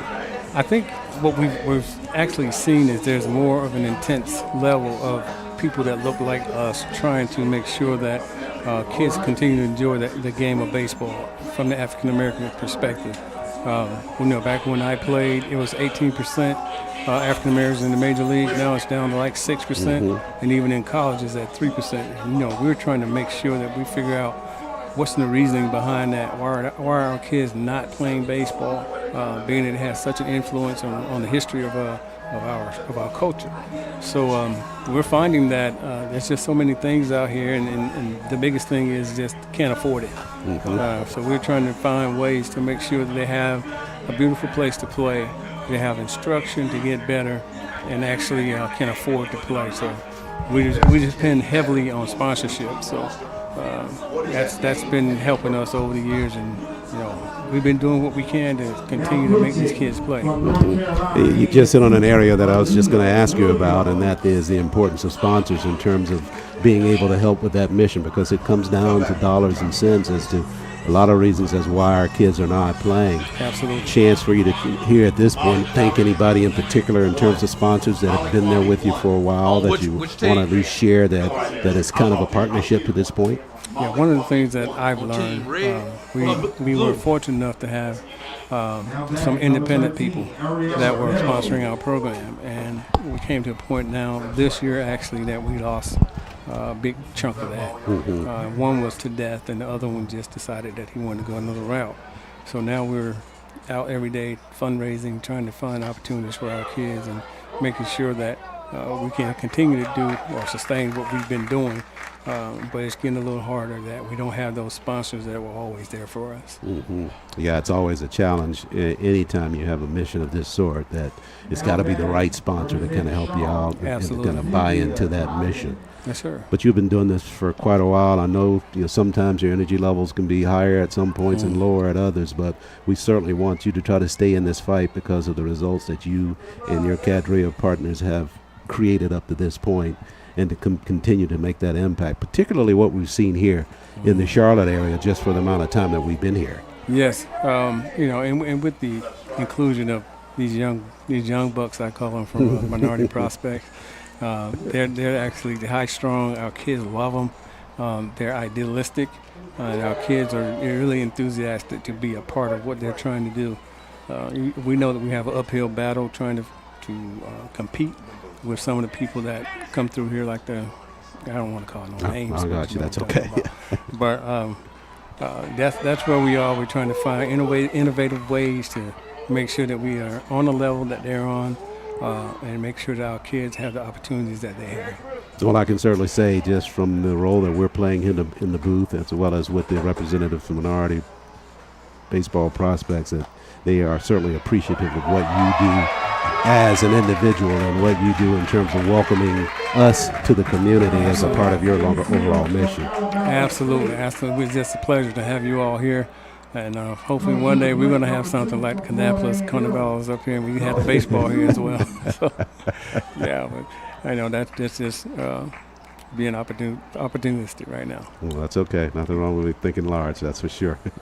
Coach Madden, thanks so much for joining us. Thank you. Congratulations on the award. Thank you, sir. We yes. appreciate it. Okay. Love y'all. All right. Blessings to you, brother. Okay. And a toss to first base. And that will retire Team Billy Harris here in the top of the third.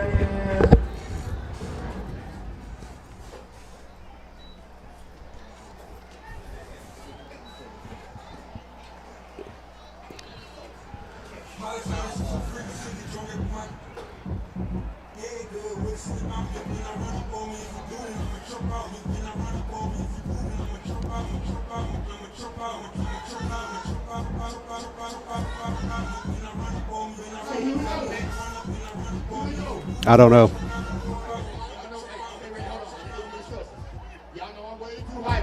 Way too hype to be sitting around doing nothing. And I don't like to see no kids idle either.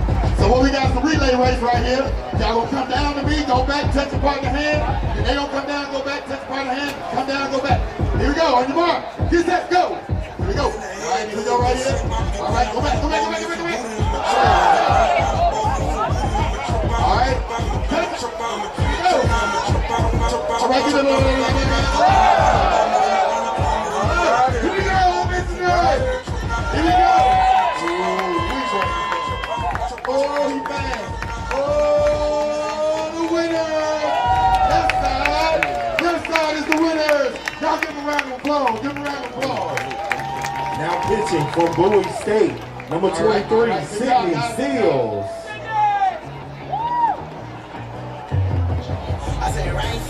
Oh, y'all did good. Look around, stay low, make sure they don't see. catch 'em bad, walk down, face 'em with that hand. The devil under your feet, you're on your way to sin. Stress me when I can't sleep, bang on when I see. Play with me, you can't sleep, we got into the sea shoe. You won't have no case when you raise your shit soon as they face you. You won't have no space when you have no sex until we space you. Put your man on, they coming on. Soon as they close their doors, just gon' walk down. They say we did wrong, but we never come on. But you back out legging till they that's his fault. You reach around, just get it off. And all them calls including spots. Keep that blick inside my drawers. Every time I walk the dog, I work the tennis so cities. You throw a disc and you get tossed. Say you ain't catch that cross my name up ain't no top. If they had a bang out at the stove from my block window, I can see his one.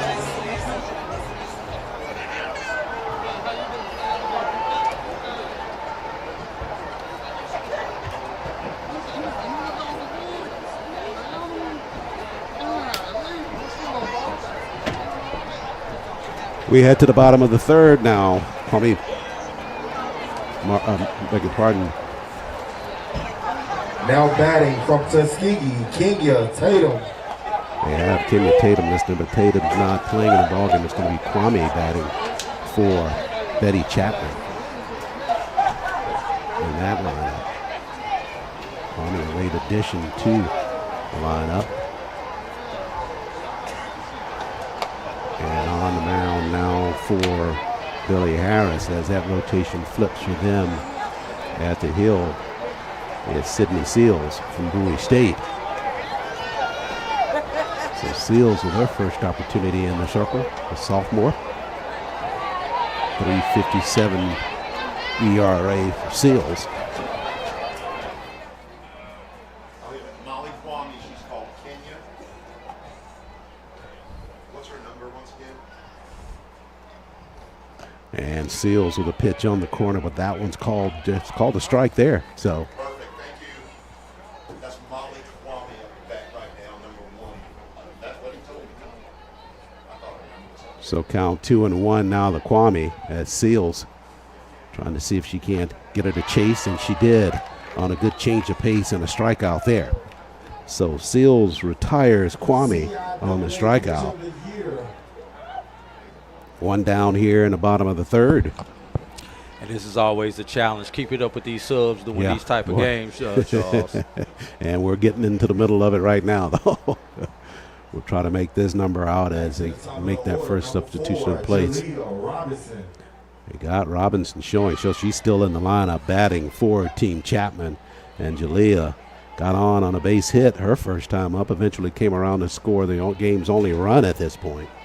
And she swings at a pitch there. They've swatted and missed, so she's down in the count. No balls, 1 strike. Seals delivers. This one shot out to right field on the run and making a shoestring catch out in left field. What a job out there by Acevedo. She had to string it to her left on a dead run, raised the glove in the air, was standing right there on the edge of it, and she was able to hang on to it. As we take a look at that again, Charles, way to stretch out and catch her snow cone as the popsicle man rolled past her. Yeah, she had a couple of dimes to get that cone there. Beautiful catch out there in left field by Acevedo.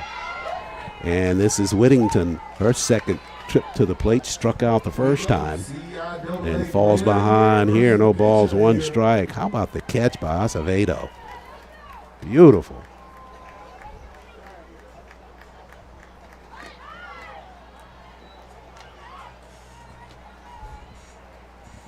Count at 1-1 as that pitch misses from Sydney Seals. Seals, 117 and 2/3 innings worked during the course of the regular season for Bowie State. Whittington with a pitch high in the zone, trying to bunt her way on, but had to pull off. So the ball up near the I zone. And the third base umpire did confirm a strike. 1 ball, 2 strikes is your count. Seals set to go to work. We got a 1-2 count for her right here. This one chopped on at the plate, fouled off by Whittington at the plate. 2 down. We're in the bottom of the third. You talked about it in the pregame, AD. Thought this maybe halfway joking about it being a low-scoring affair. So far, it has been. And Whittington with a half swing there, swings and misses and strikes out for the second time in the ball game. As Seals comes to the circle for Team Billy Harris, strikes out 2 in that frame. As we come back now, we'll start the top of the 4th. With Brown, Smith, and Sky are due up. We'll stay tuned to see if they actually show up. Got your qualifier on that. That's right. And it's just typical, like as you referenced, this is all-star play. Hey, because you want to see everybody wants to play. Everybody wants to help their team win. For softball, for about the first 4 into the 5th inning, it's fun. Beginning of the 5th inning, that's when it starts getting competitive. Yeah, sure. You're absolutely right. Yeah. When it starts getting closer to the end of it, players know that, and they play to it. So right now, Team Betty Chapman with the 1-0 lead. And we're headed to the top of the 4th. And I think we have the same pitcher back out there. Let's see. We're going to look here in a second. Yes, same pitcher's back out there for Team Betty Chapman, that being Aaliyah Williams there, Charles. So Williams from North Carolina A&T set to go to work for her second inning of work. Yeah, these binoculars are going to get more usage in this particular game than in any other baseball or softball game that I do all season, Charles. Yeah, I know you were real busy as it relates to covering the game while I was talking to Coach Madden, but just a phenomenal story and his impact on HBCU baseball and African Americans continuing to try to make inroads to at every level of baseball.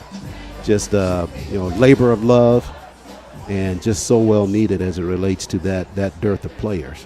Yeah, and obviously a couple of the barriers to entry, the equipment, because baseball is not a cheap sport. That's exactly what he referenced. Got to have a glove, got to have a bat, got to have cleats, got to have a place to play. A place to play is huge because, a lot of the parks in the fields in the neighborhoods where these kids are at are not where I would want to play ball at. Mm-hmm. Understood.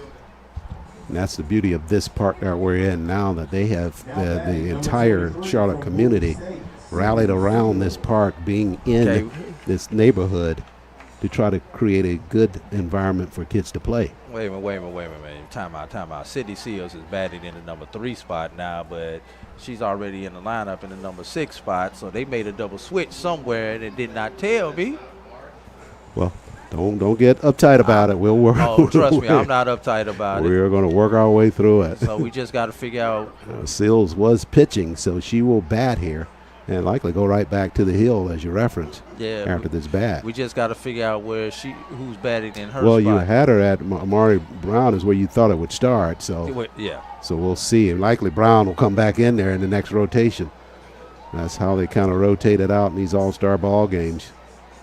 But Seals at the plate, and Williams on the circle, fires on the inside, but in too tight on the fastball. Count at 3 balls, no strikes to Seals.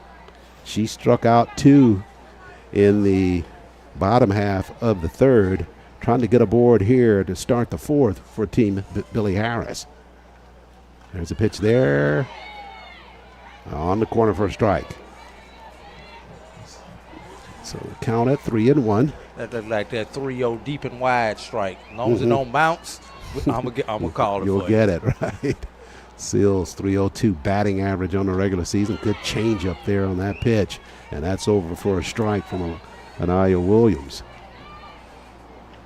Aaliyah Williams, beg your pardon, the junior from North Carolina A&T. Way to battle back from a 3-0 count. It all starts with one pitch there, Charles. Now she's worked it full, and a payoff pitch. That one swung on and fouled off right side.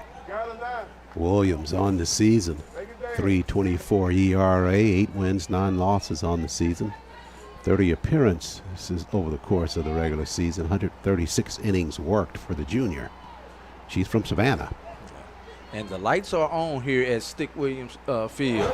We'll talk about the lights going out there. That change up from Williams, a beauty.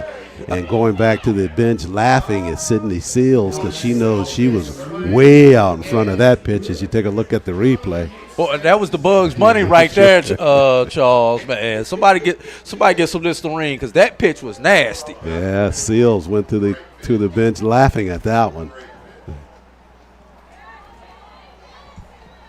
So one down here in the top of the fourth. And battling back on that one, as you referenced, was Aaliyah Williams. Looks like that may be Morgan Smith still batting for team.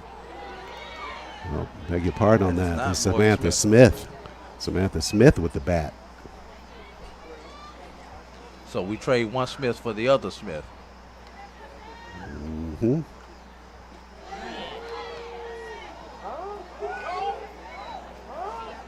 So Samantha Smith, part of that home run derby. She's ahead in the count, 2 balls, 1 strike. Williams set to go back to work for Team Betty Chapman. Rocks and fires. This one fouled off right side. Do we see the Bugs Bunny again? Why not? Sure. See if Golly Spooner will call that up for Aaliyah Williams. Had such a good effect on Sydney Seals with the strikeout. I certainly would go to it. 2-2 delivery here. Yeah, they did it. She left it hanging out there that time, and that time Smith slaps it out in the left field, and she's aboard with a base hit. She knew it was coming too. Smith, with a good eye on that pitch, able to follow it through out in the left field for the base hit, and she gets on first base. She's a pitcher, so she likely was thinking through that whole sequence of pitches herself, but this time in the batter's box, and saw the batter before her get fooled on the changeup. She held in on it, kept the arms back, and rocked it out in the left field. She's aboard. Delaney Gray now steps to the plate, Charles, and we start to see that halfway point where everybody starts going to the bench. Make sure everybody gets their fair share of action here. So Gray will step in. And Gray has a sneaky dominant resume. You know, primarily a pitcher. We'll see if she comes to the mound next inning. 7 shutouts, and opponents only batted .200 against her, Charles. She was the second team all SIAC pitcher. Mm-hmm. And so we've seen the first team and second team pitcher here thus far in this game. And added measure for Gray, she was also second team utility player, so twice nominations for her during the course of the regular season. Takes a pitch there that's low and off the plate for a ball. Gray, 406 batting average for the Golden Bears of Miles College. So she can hit with the stick and then strike you out at the same time. Now there's that stick going to work, but circling off down out in center field. It's Robinson, I believe, with the catch out there for Team Chapman. I like that. I believe. We think. Sure. Last time we checked. Take a look at that one. Good low pitch there from Williams. Trying to dig it out of there was Gray. And opening up that glove out in center field. A softball cooperating, falling right into it for out number 2. And let's see. We got somebody batting from the left side this time. Pass ball as the ball gets passed. And she's going to go to third. We got to play at third. And she is a dead duck there, Charles. Yeah, that ball got to the wall behind home plate, and trying to stretch it out of there was Smith. And that was Naira Lee, who was actually supposed to get in that bat right there, but we saw how that worked out, Charles. Yeah, Samantha Smith trying to turn that corner on the throwaway, but she got nailed at third base. So we head to the bottom of the fourth. The score remains Team Betty Chapman 1, Team Billy Harris nothing. Try to get a read on the players coming to the plate for Team Betty Chapman. And in between innings, always some entertainment here for the fans. Just a wonderful job by Minority Softball and Baseball Prospects putting on this 4th annual HBCU Softball All-Star Game. Got a vendor's row down to our right. DJ here on site. Concessions fully open here at the stadium. And just really trying to take this event and every event that they have under their arsenal to the next level. And that's what it's going to take as they continue to grow the organization and continue to offer these opportunities for HBCU baseball players to not only get exposure, but in a lot of cases more development as it relates to some of the things that minority baseball prospects is doing, like the training camps that they have and the development. And got the summer league coming up here, and they're not too far away for players to continue to play and to continue to get the reps to become better and better players. All-Star Men's, the 6th annual HBCU All-Star Men's competition tomorrow right here in Charlotte. We'll have that coverage on MPTV as well as a weekend of all-star activity with softball and baseball on the same weekend here in the Charlotte area.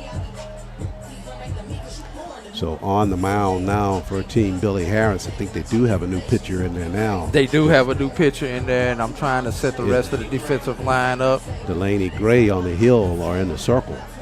She takes over. See if Hicks is still behind the plate for them.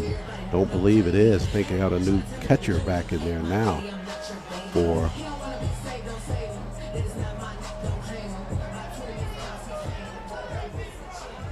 trying to make sure we got our defense set up here, Charles, as obviously they only have numbers on the back of their jersey, so it gets a little tough there. That first pitch over from Gray is over for a strike. And at the plate, it is Alana Scott batting for Team Betty Chapman. She got on a base on balls in the first, swings at a pitch there and comes up empty on a fastball from Gray.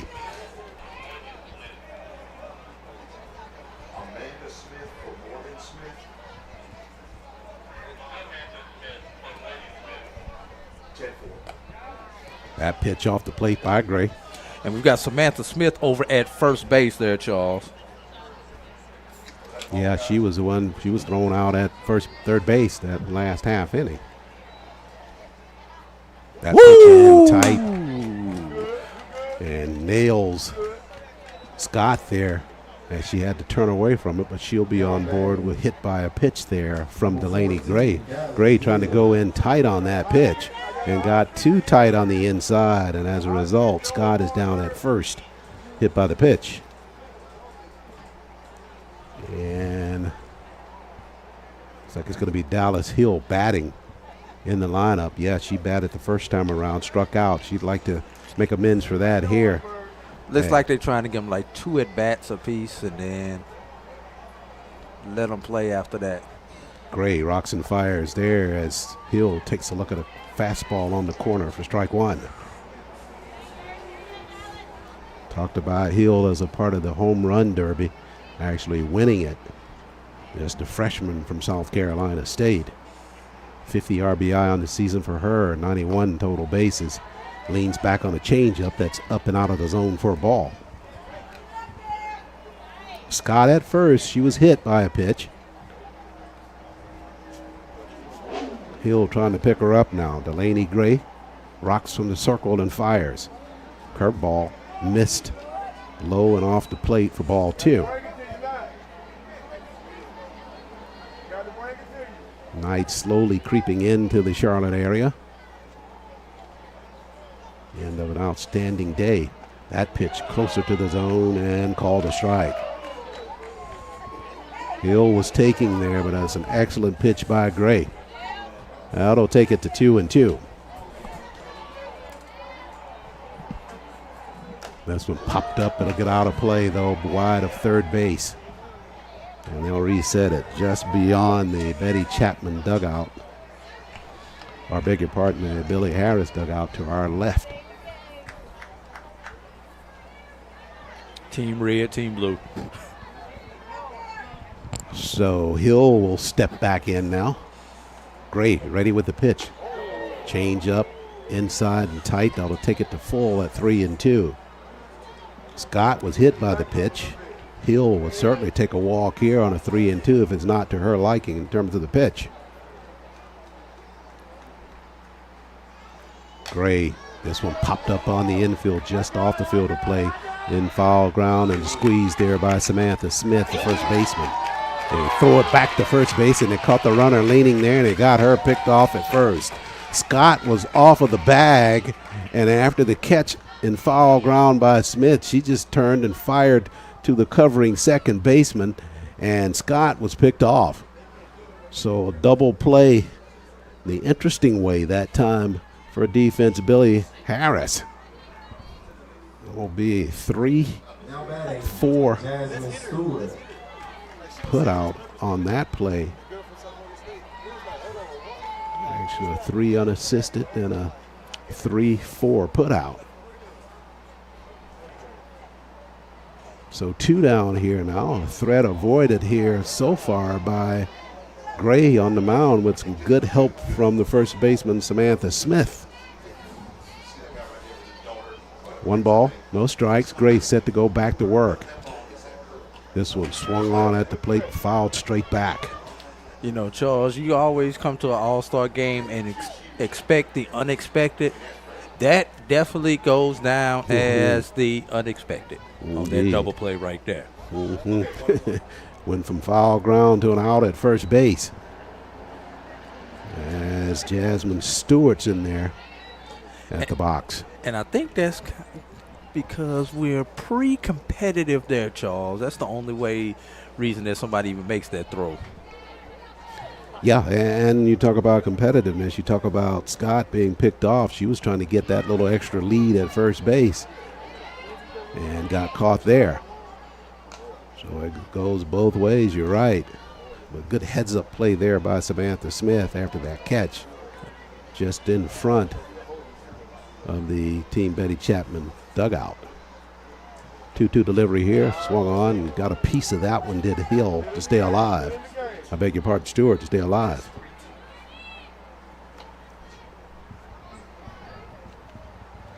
Two down. The bottom of the 4th. Count is full. Umpire just corrected us in the booth. Smith this time with another look in foul territory, and she squeezes it for the out there. So Samantha Smith involved in all of the putouts in the bottom of the 4th here. 2 outs and an assist. Yeah, that'll work every time. So we head to the 5th, 1-0 lead for Betty Chapman over Team Billy Harris. HBCU Alumni Band. All right, Mike Shepard introducing the Alumni Band to rock things up here in the middle innings. We'll take it down to field level.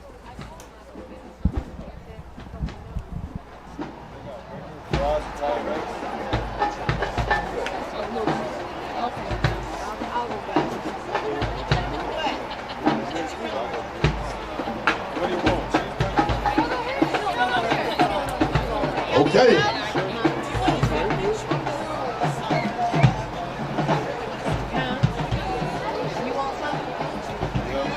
Just to hold me to afterwards.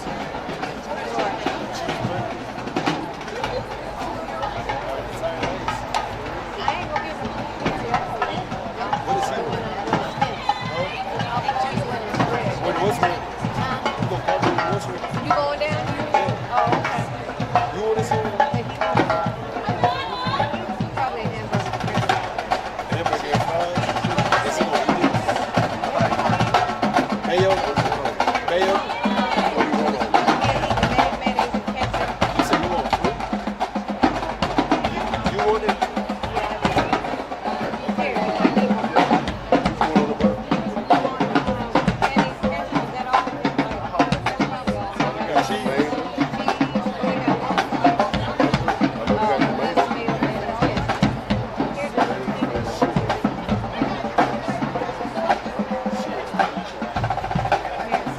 Ask Coach Jay what she got. Coach Jay. what you got?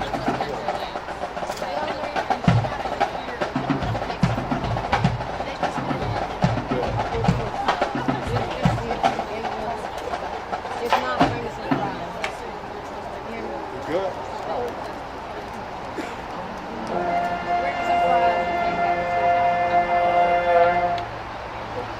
Coke. That's it? A Coke and a Powerade? Powerade. Just a Powerade? What color? Blue.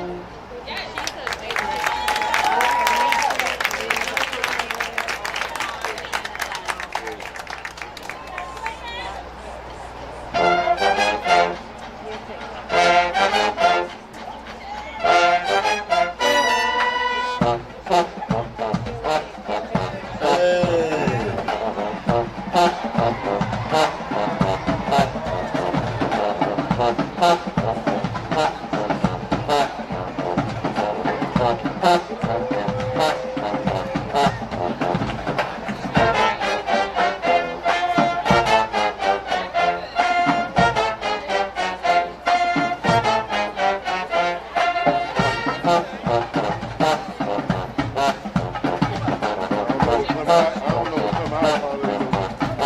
Keenan was a really rich. Hopefully come out of it.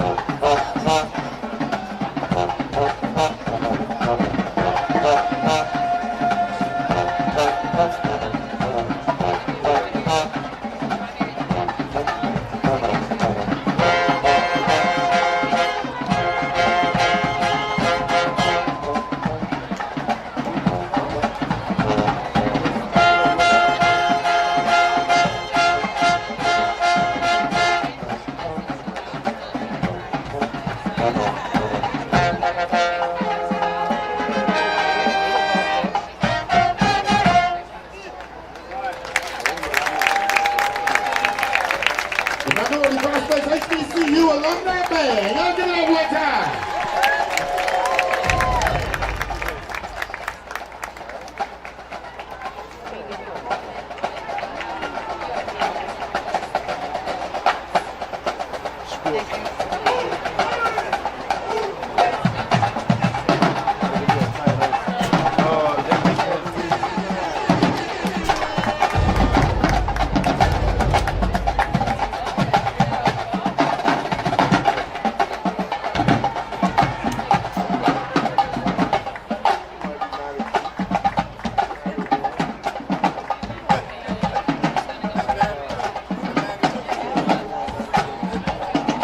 All right, let's get ready to play some more ball.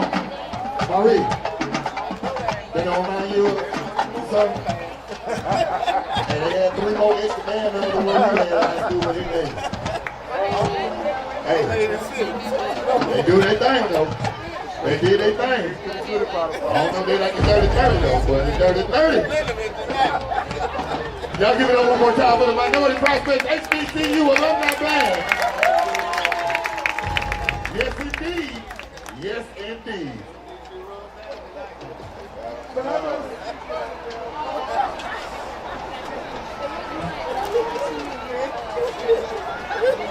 Back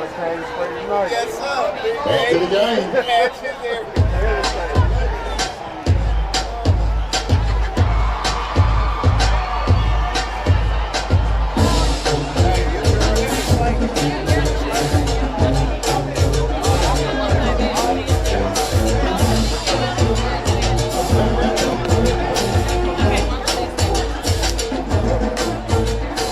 Whether you like it or not, he's back. D-A-double-D-Y, Fantex.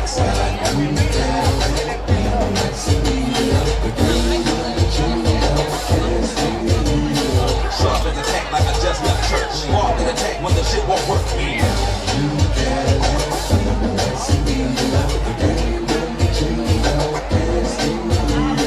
everybody wanna know what's really going on. If you and me down, still making zone, so on and so on. I can go on and on and on and on and on. Hell yes.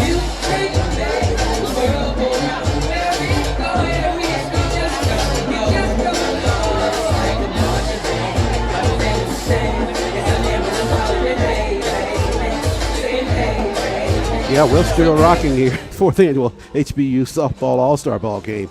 Tribute to the Minority Prospects HBCU Alumni Marching Band for performing in between the innings. Music interlude continues as we get set to start the top of the 6th inning now. Fifth, beg your pardon.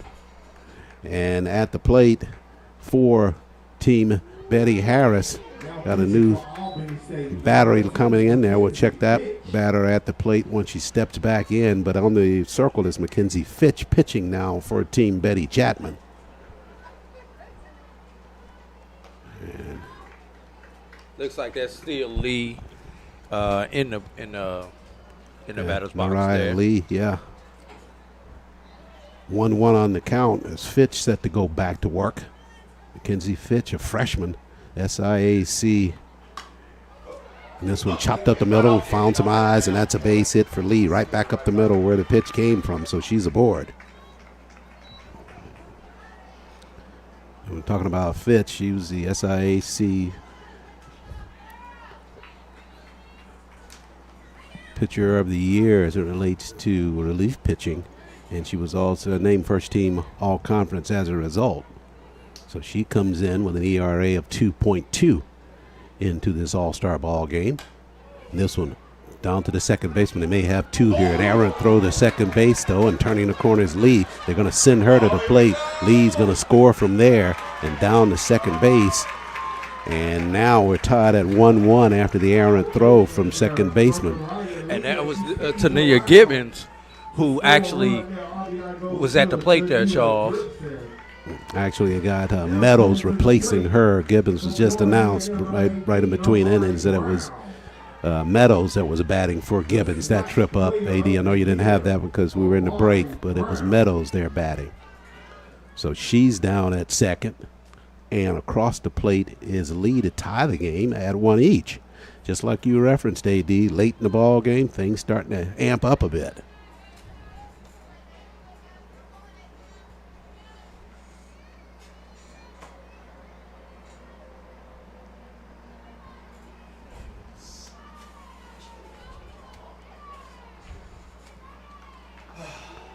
Trying to get a lead down there at second base.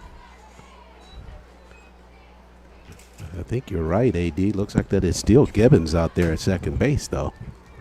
We got a change in between innings. This one, line drive shot right past the second baseman out in the right field, turning the corner now. And just like that, Team Billy Harris takes a lead. So it was Gibbons on the base pads that got that base hit, and now she scores on that base hit out to right field. It's Maury Brown collecting on that hit to drive in the run, and Brown stands at second base. Coming to the plate from Clearview, number 19, Morgan. So Morgan Smith coming back to the plate now for Team Billy Harris, and Team Billy Harris with his first lead of this All-Star ball game. 2-1. Fitch being greeted with a rude entry into this ball game. He's given up 2 runs here in the top of the 5th.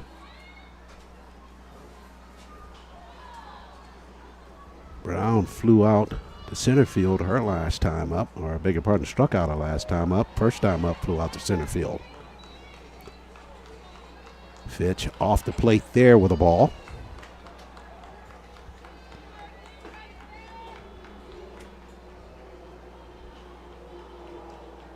And trying to change the pace a bit, but off the plate with that one.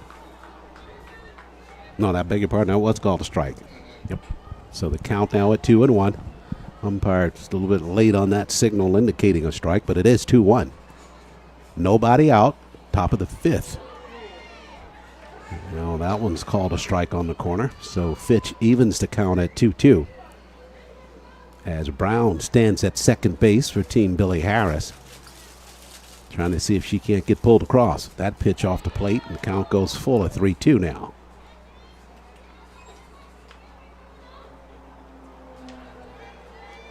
Sky Hicks set to bat next from the original lineup, but likely not going to be the case here. Chopper at the first base, that'll advance the runner, but tagged out at the first base line is Smith. So that'll make it one down here in the top of the fifth, and over to third base goes Amari Brown. So back in there, yeah, it is Sky Hicks, the freshman. Flew out to center field her last time up. Good running catch out there in center field to retire her. And Hicks, the freshman, takes a look at a strike from Fitch.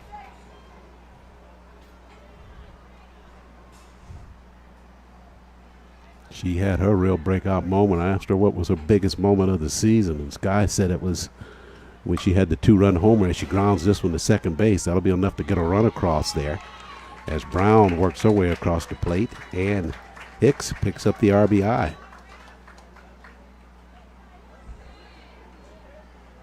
Yeah, she said her biggest moment of the season came when she hit a two-run homer against Sydney Seals, which is in this All-Star ball game against Bowie State, to put the Bluefield up 3-2. I believe that was in the third inning of that ball game, so she remembered that one in terms of her biggest moment. As a freshman, a lot more to come for her, though.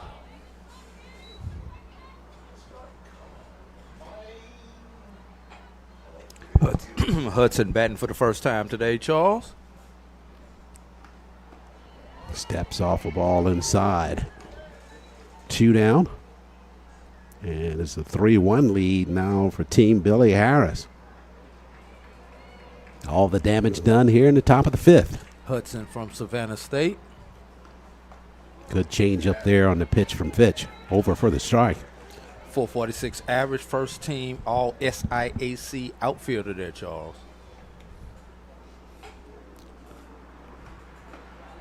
Got a running start there, but the pitch on the corner from Fitch. Make it 2-2.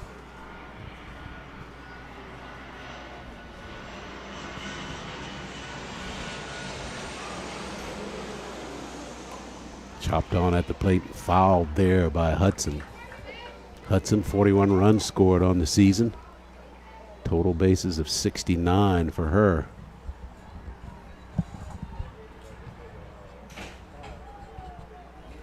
Thing for her, though, in the course of the season, AD, I guess the biggest category that jumped out to me was that she struck out only 2 times during the regular season.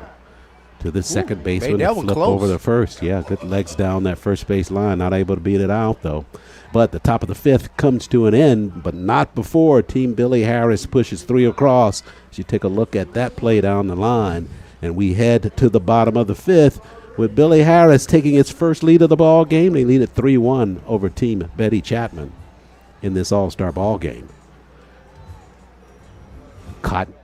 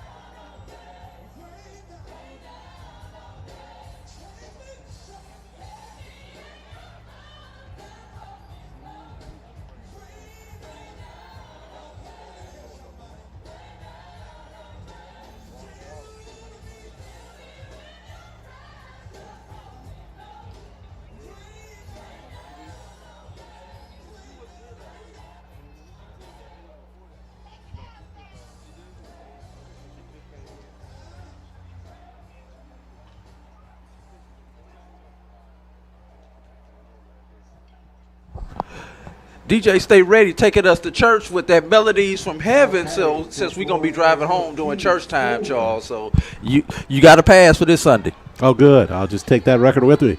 All right. Sounds good. Had a lot of great music being played here as part of our in-between interludes. And Samantha Smith on the circle now for Team Billy Harris. And her first pitch offering to Kaylee Spooner is a strike on a changeup. Yeah, so Betty Chapman has a team now. They got to play from behind. Spooner, or Smith, that is, time going low on the pitch. Down near the knees, but off the plate for a ball. Another change up by Smith. This one just off the plate. Count to 1 ball, 2 balls, 1 strike. As Spooner steps back in. Spooner, the senior. Part of that FAMU championship team in the SWAC. Drops one out to right field. That one's just inside the chalk. So Spooner going to make the turn at first base. In the second base, sliding in there. She'll be in with a double. So Spooner with a good piece of hitting there. Got that ball just inside the chalk down the right field line, and she's down at second base with a double. Could be exactly what Team Betty Chapman needs after they gave up 3 in the top of the 5th, trying to answer right back.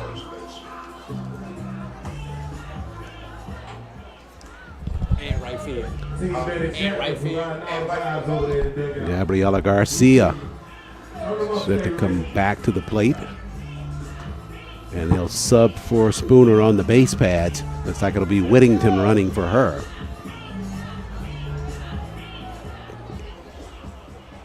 So Whittington, no stranger to the base pads, stole 52 bases on the season for Bluefield State.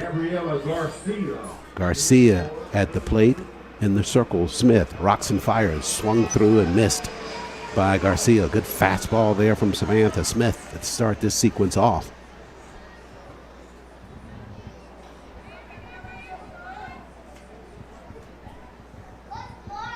0-1. Smith again. Fastball. This one off the plate. Good smother there. Trying to take third base, and they're going to get Whittington at third. Yeah, she was on the move, but a good throw there from behind the plate there by her teammate, Sky Hicks. And Hicks, the freshman, throws out her senior player, Whittington, trying to take third base. She thought Hicks had fumbled the softball as it came into her glove, but Hicks able to hang on to it and threw a dart down to third base to retire Whittington.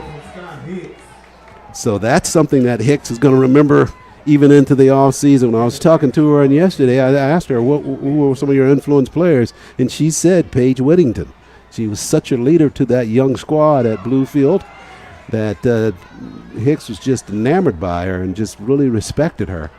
And now for her to throw out her teammate here in an all-star ball game, it will take that relationship to another level. Nothing like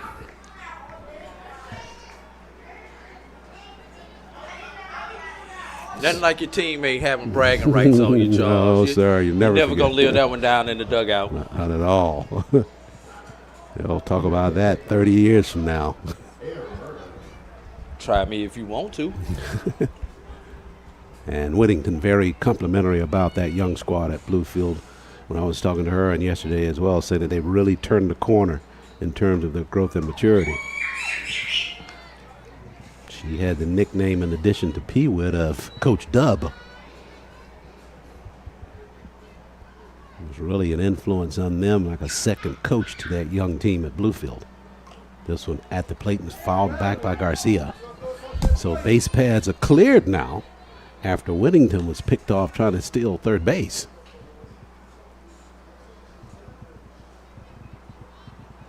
Team Billy Harris with the 3-1 lead after they posted 3 in the top half of this 5th. Good pitch there from Smith, over but low for a ball. Count to full now as Garcia steps back in. Showing bunt. It won't happen. A ground ball to short to the second baseman. Easy flip to first, and Garcia is retired. 4-3 put out there on Gabriela Garcia. And here comes Thibodeau to the plate now. Thibodeau singled back in the second inning. She too part of the home run derby earlier today. And she takes the first pitch delivered on the corner from Smith for a strike. 2 down. Bottom of the 5th. Only plays 7 here. Change up, good pitch there from Smith. She went up in the zone, took some pace off of it. And she got Thibodeau to commit there. And Smith, that is ahead in the count. No balls, 2 strikes. Rocks and fires here. Down low with the pitch. That'll make it 1-2. Samantha Smith, the senior from FAMU. 346 ERA for her. 11-8 on the regular season. Change up there and just could not hold off of that one. Was Thibodeau. That ball was way out of the zone. Thibodeau flailing at it, and she goes down on strikes. So a promising start to the bottom of the 5th for Team Betty Chapman comes to an end after Paige Whittington is picked off trying to steal third base. And we head to the top of the 6th now with Team Billy Harris leading it 3-1 over Team Betty Chapman.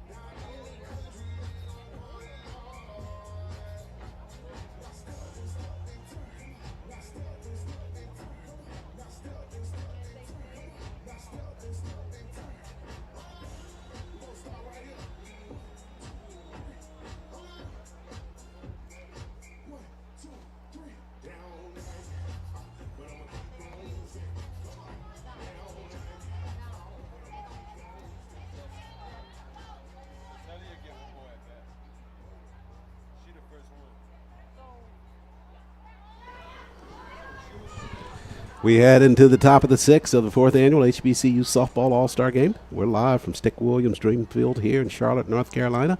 MPTV, Charles Ward, AD Drew with the call. Production team led by Roy Evans. Hobbs on the camera and Jeff Johnson to our left handling the scoreboard and keeping us up to date on the subs in this ball game. Double duty for him. Somebody's going to give you half a check, Jeff. So that ground ball, 1 pitch and 1 out here in the top of the 6th inning. After a rocky start by Fitch in the 5th, where she gave up that lead to Billy Harris, they lead 3-1 now.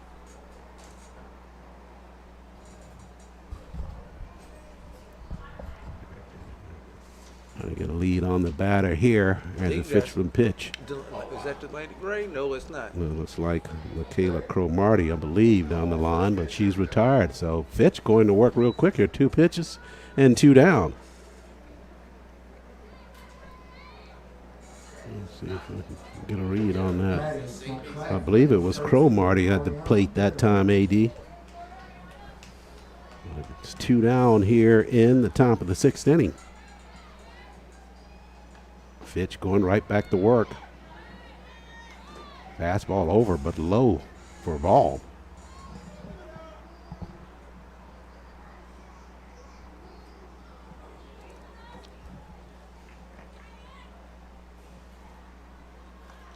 Fitch trying to spread it out a little bit more toward the corner. Didn't get a call there either.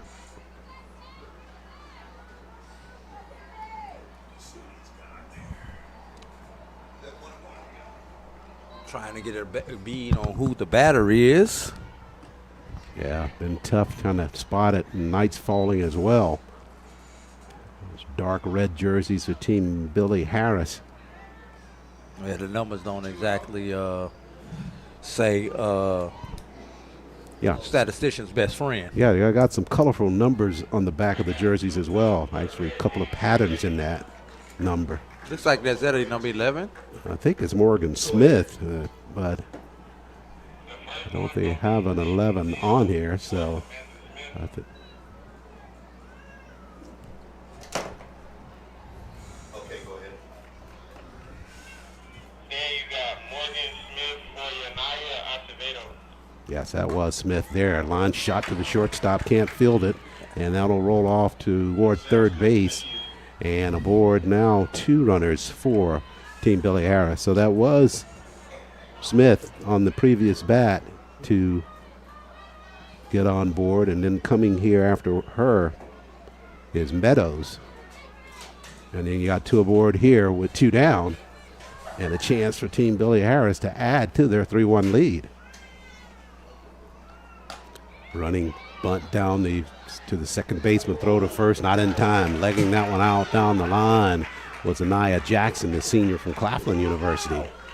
So Jackson keeping the line moving for Team Billy Harris. She celebrates at first base after a good hustling single down to first for her. So the sacks are loaded now, and coming to the plate is going to be Sydney Seals. Seals chance to avenge herself for that strikeout last time after she got fooled on a changeup. Takes that first pitch over for a strike from Fitch. Boy, you talk about Seals trying to seal the deal here. She can certainly do it if she can unload here to clear these pads for Team Billy Harris. Fitz with the pitch. That's one chopped at the front of the plate. Hopping out is Spooner. Spooner right back to the bag. Headsy play by her to get right back on the diamond at the plate and step on it to retire Team Billy Harris. Then they had a real scoring threat there, but a good pitch from Fitch, and Spooner with a heads-up play behind home plate makes the final out. So that'll take us to the bottom of the 6th now, and it takes us there with Team Billy Harris leading at 3-1 over Betty Chapman.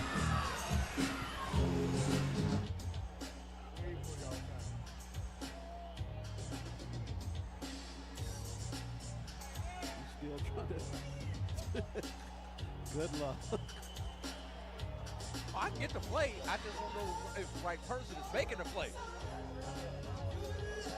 Yeah.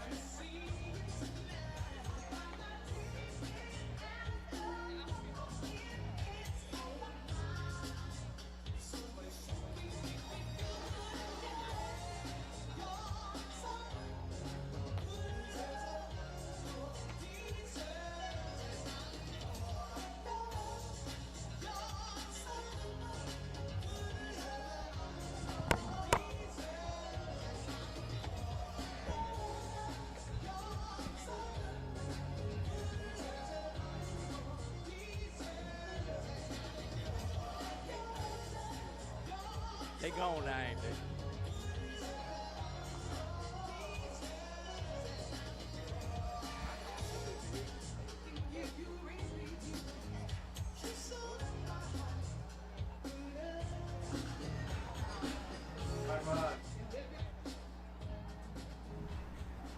We head into the bottom of the 6th inning here from Stick Williams Dreamfields, Charlotte, North Carolina, the site of the 4th annual HBCU softball all-star weekend, starting with softball today and baseball tomorrow in the Charlotte area. If you're around, come on out and join us. Another full day of baseball activity with fastest runner taking place, then a home run derby, and then the all-star ball game tomorrow.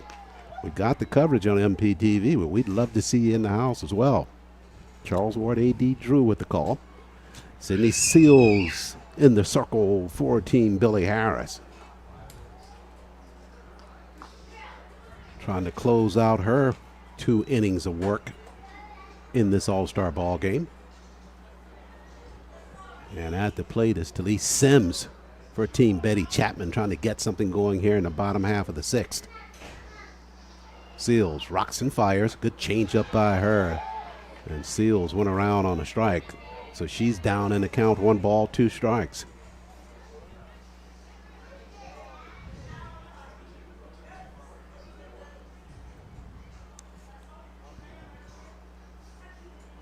One-two delivery from Seals. Good pitch there. Fought off there by Sims with a foul ball right side. That's coming with that fastball. She was just challenging on the inside there.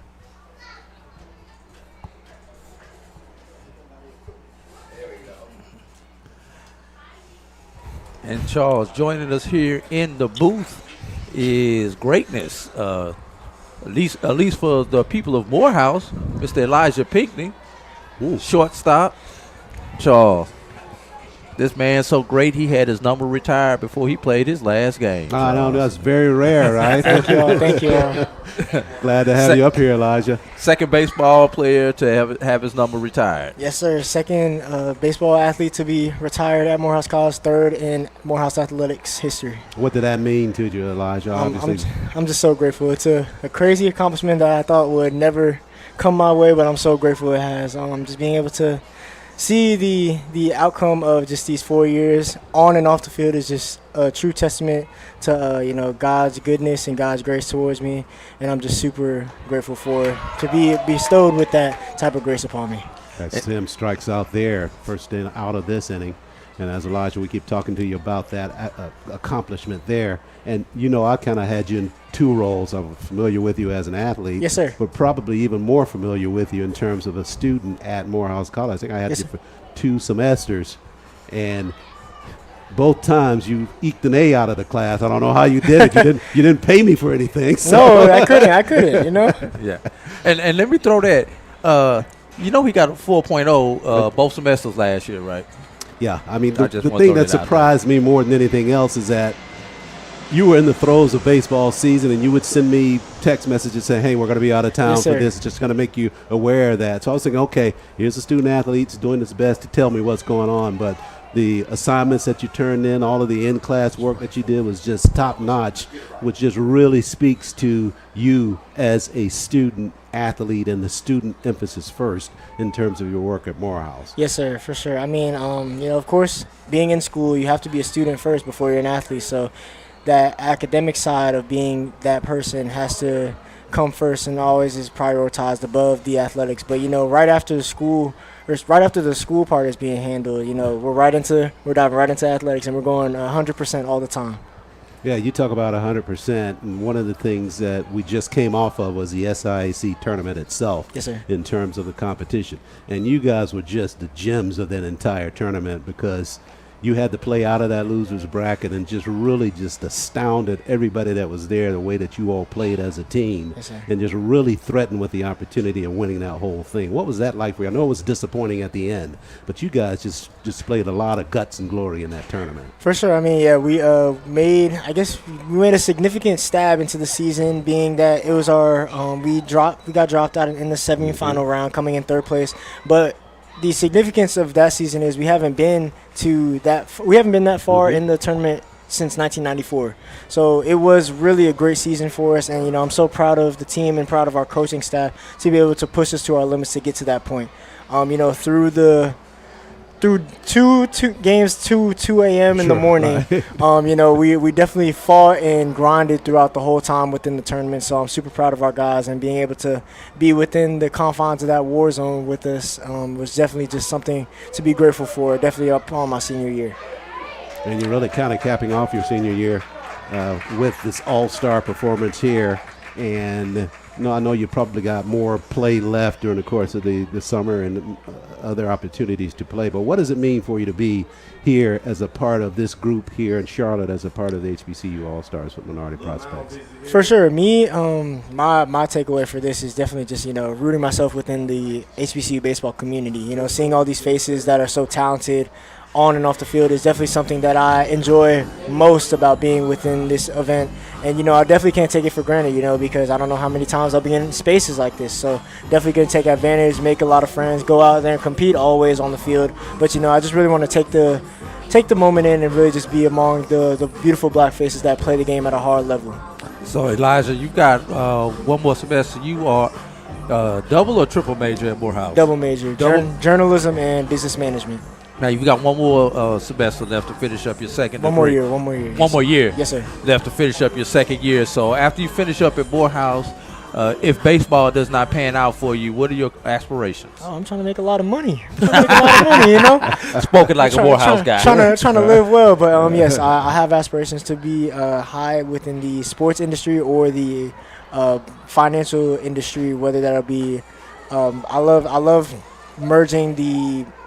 I love merging the differences between marketing and management. So I want to be able to do something, whether that'll be a chief marketing officer, which is something I really do want to be in that C-suite arena, being an executive of a business institution or a financial institution. That's something that I really aspire to do, to be able to make a great impact within the business community. I'm sorry, this is a really interesting game we got here. No doubt. Oh, yeah. It's kind of a crazy play right there. Yeah, good job there by Whittington. I thought she was out at first base, able to push that runner over the third with a good job with her in handling that bat. And that's 2 bunts in a row. I didn't think I would see that in an all-star game. But didn't I tell you after the 5th inning, Charles, that's when the competitive juices were going to come out, and that's when they were going to start playing ball there, Charles. Yeah, but you also said at the beginning of the broadcast we weren't going to see any bunts this afternoon either. Shoot, I don't see why not. These girls can run. It's true. And this was the second baseman, and that's an easy flip it out there over the first. So, Elijah, as you wrap up things with this All-Star weekend, any more baseball ahead for you after this tournament? For sure. I mean, I'm praying, still practicing, still training, just trying to see where the chips fall, Definitely going to, of course, go 100% at all times, be ready for the next opportunity always, and, make the most of it. So that's all I'm hoping for, all I'm praying for. And when the time comes upon me, I hope I make the most of it. Well, you have made the most of it all the way up to this point. We have no reason to doubt that you won't at the next step. Thank you, sir. I appreciate it. Elijah Pinckney joins us. Thank you so much for being here with us. Thank you so much. We'll see you tomorrow. Yes, right? sir. Thank you so much for the opportunity. Yes, sir. Okay. Thank you, Elijah. All righty. And meanwhile, we head to the 7th here in this 4th annual HBCU Softball All-Star Ball game. We head into the 7th with Bill Harris' team leading it 3-1 over Team Betty Chapman. So just about to close things out in this ball game, but one more chance here for Team Betty Chapman to rally as they take the field right now, and they got to hold Team Billy Harris right where they are if they want to have a chance of taking it away in the bottom of the 7th. Yeah. And joining us now, Charles, is the what is your official title, Cam? I'm the VP of Softball Operations for Minority Prospects. Cam Williams, VP of Softball Operations for Minority Softball Prospects. And he is the one who essentially is the nuts and the bolts behind the operations for this particular game. So, Cam, this game, once again, you pulled it off. Let's go behind the curtain for a minute. Mm-hmm. Everybody thinks you just find the field, roll the ball out, right. Buy some cute uniforms, and let these girls play. Right. How hard is it to put together an all-star game? Man, it's super hard. It's a lot of moving parts, and we have a great staff, as y'all know, but it's a lot of moving parts to it. There's finding the field, like you said. There's selecting the right girls. I have to watch them play all year. And then you got things like umpires and jerseys and sizes, and these are women, so we got to have the sizes right for them, or they're gonna kill us, But it's a lot of moving parts that go into that, for sure.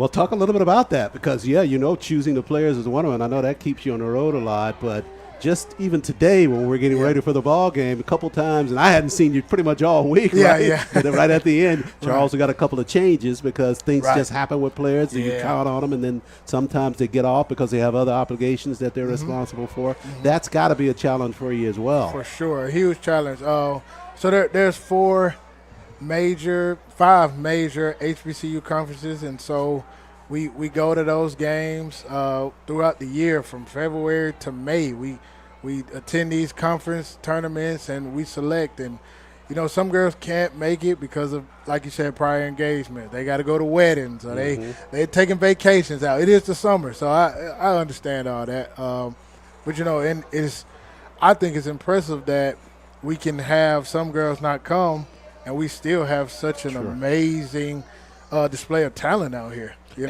And Cam even helps a young lady find a space to take a test prior to the game, as he had to do with Aaliyah Williams.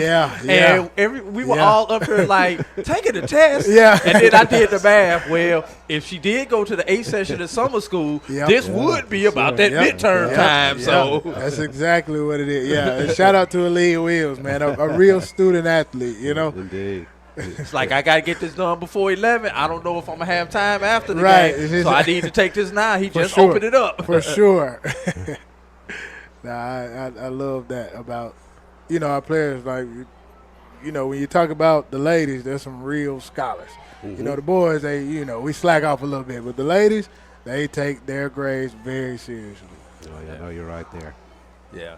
So, where do you see this game going? I mean, I was there in the beginning with this particular ball game, and we've come tremendous strides since day one, but we are nowhere near where this game is going to be ultimately. Where do you see this game going in, say, the next 2 to 3 years? Man, well, I'll speak on the ultimate goal. The ultimate goal is to pack it out like an MLB game. Like an MLB game, like the Women's College World Series is packed out. Ooh, that's a shot at the center field. That was she got over the fence, and it's a home run. Great effort out there. I believe that's Jelaya Robinson in center field, but she made a great effort right there trying to get that ball. I thought she was going to catch it, and if she would have caught that and still would have landed on the other side of the fence, it would have been an out. Nobody on base, so nobody got to move. But that's what you call a home run. Let's take a look at that again, Roy, if we can. That was nice. As we take that shot into center field. And she got all of that there, Cam. That's Paige Whitten. But look at this effort right here. The CIA timed it perfect and just off the heel of the glove there, Charles. Yeah, that's a tough one. Yeah, that's a good rally cry there. The team, Billy Harris, trying to extend their lead, and they're able to do that. That was Whittington out there in center field giving it that effort over the fence line back there. But just a big grab there with that home run to extend that lead. Just the kind of thing we're talking about is that kind of play that will continue to elevate these games. Right. Because of the quality of the athletes that are out here. Correct. Our cameraman, we got a great media crew, and so they catch that, or even if they didn't catch it, if it's caught on the broadcast, we post that. That goes viral, and now everybody's like, "Where did this play happen?" Now they're looking to the game. Now I want to be there next year for that game, or even better, I want to participate in that game. That's exactly right. For sure. Yeah. Now you former college baseball player, yes, so. Sir. How tough was it for you to switch over and be involved on the women's side of the game? Because everybody think it's the same game, but it's really 2 different games. Right. Like you said, it is 2 different games. Similar rules, similar, but it's different dimensions and different things you can do. It's actually a very intricate game when you think about it. But as far as the transition for me, it wasn't that hard. I'm not going to lie to you. Don't tell the guys, but I prefer watching softball than baseball. Look, I prefer to work at softball. Man. I could be done with my doubleheader by the time y'all start game 2. Y'all doubleheader in softball. Right. It's so much more action, and things like that happen more often. And, it's just fun to watch, really. And not to mention, I got 2 daughters, so that there helps you as go. well. Yeah, That helps as well. So you that's know? the cheat code. Yeah. Well, Cam, I know you got things to do as we get set to wrap up this All-Star ball game. I know a lot of post-game activities just in front of you, but thanks so much for spending a few minutes with us. Thank Chance y'all. to really get you out in the front and talk about things because Yes, sir. you're kind of the backdoor guy, but you're out front and center with this softball. Thanks so much. I appreciate y'all having me. Cameron Hollins of the Minority Baseball and Softball Prospects Organization. Glad to have him with us. And we'll see him in postgame for sure as some awards are going to be handed out and a whole lot of postgame activity as we come close to this one nearing its end. And that home run by Team Billy Harris really almost helping them seal. They got an additional run. They lead it right now 4-2. So just an incredible shot out there center field. And that effort by Whittington going over the fence line to try to get it.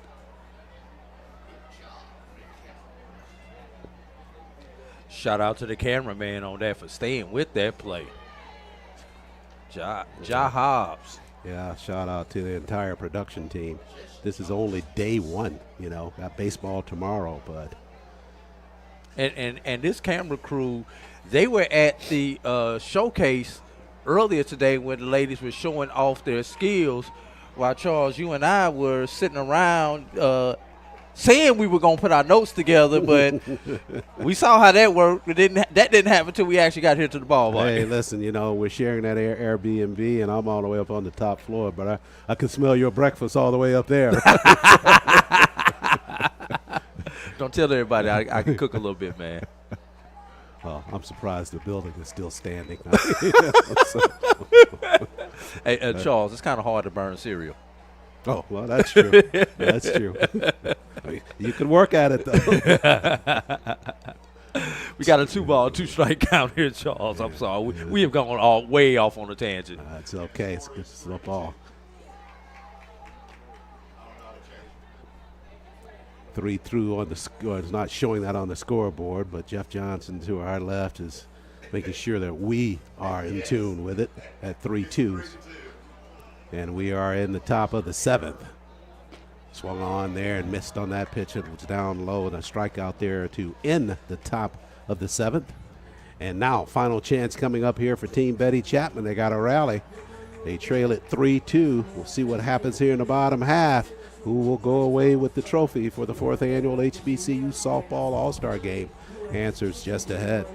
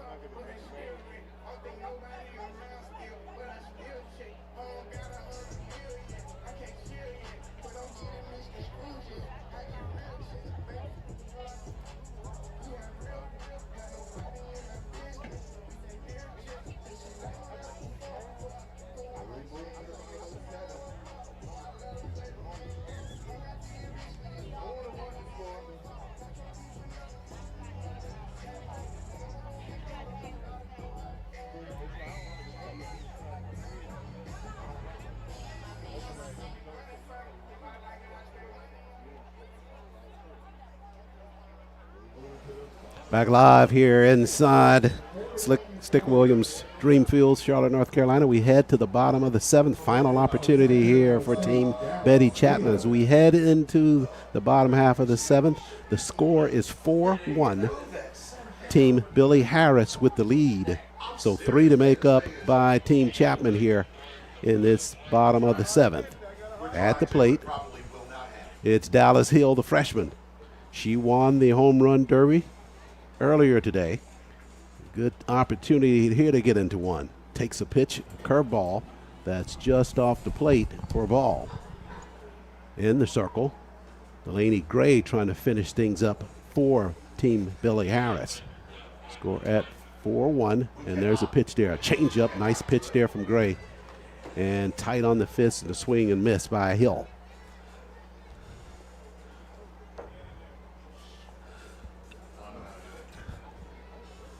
Gray set again. Same pitch. This one a squibber down to the third base. Field it there. Throw across the diamond. The throw is true. And they retire Dallas Hill on the 5-3 put out. So 1 down here in the bottom of the 7th. Charles, I don't know about you, but I've had a tremendous time here at Stick Williams Field in the Queen City of Charlotte, North Carolina. Yeah, so if I couldn't agree more. We still got more to come tomorrow. Not at Stick Williams, but at the health facility, the newer facility. Atrium Health Ballpark. It's going to be a nice facility and a great ball game on the men's side for the All-Star contest tomorrow. First-class facility. Yep, another full day with the fastest runner taking place early on. And then we'll have a home run derby for the men prior to the All-Star game. This thing starting up at 6 and then leading to first pitch right around 7:30 tomorrow. Stay with us on MPTV. We'll be there with the coverage. Great. Change up. That one's high and in the zone for ball. Yeah. Yeah.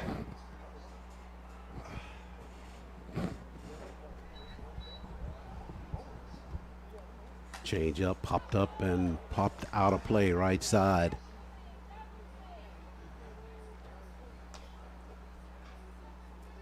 Jasmine Stewart battling there in the box with Team Betty Chapman. Count at 3-1, 4-1 score here in the bottom of the 7th. Gray with the pitch. This one on the ground to the shortstop. Gobbled, fires, and they outbaited first. Good stretch there by Samantha Smith at first, and they retire Jasmine Stewart. So now Team Betty Chapman down to its final out in this All-Star ball game. And coming to the plate, going to be kind of Keely Spooner. Yeah. Spooner doubled in the 5th. And we've got a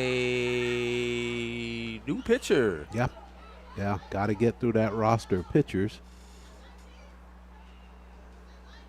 I thought Gray was listed as the final one there in the rotation for Team Billy Harris, but certainly have a new pitcher set to come on here.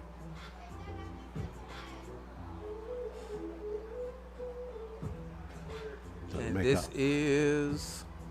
What I can do is after the game is over, I can reset the whole thing. Number 3, or number 2. Is that Zoriana Hughes coming back out?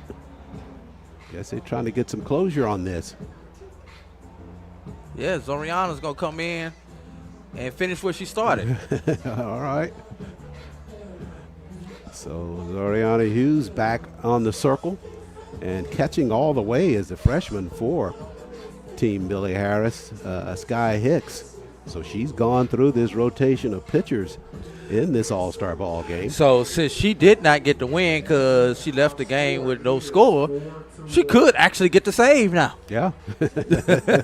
Yeah. Explain that when you're writing that story, right? I don't have to write this story.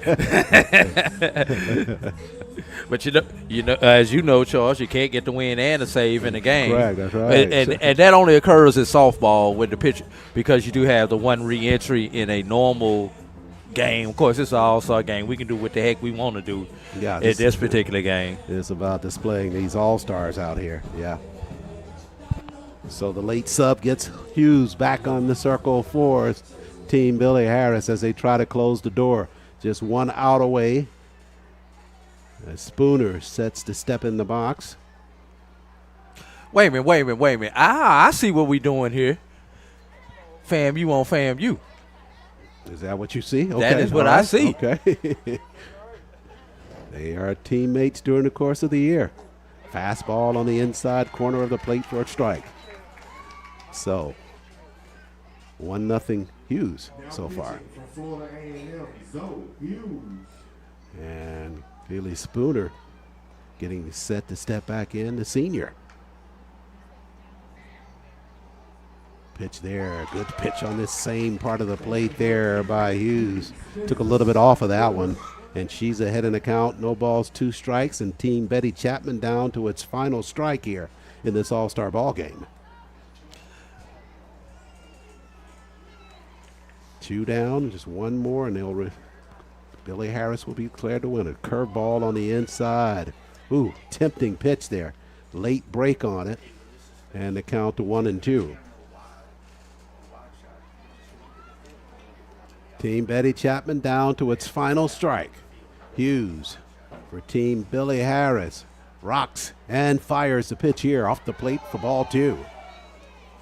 Try to get her to go out there and chase that pitch there, Charles. So we're going to see if she is able to set her up. I wonder if she has the off speed working this time of the year, Charles. 2-2 pitch. This one tapped and fouled at the plate as Spooner stays alive. That was just the heater right there. Trying to go right at her battery mate during the course of the regular season. So 2s across the board. 2 balls, 2 strikes, 2 down.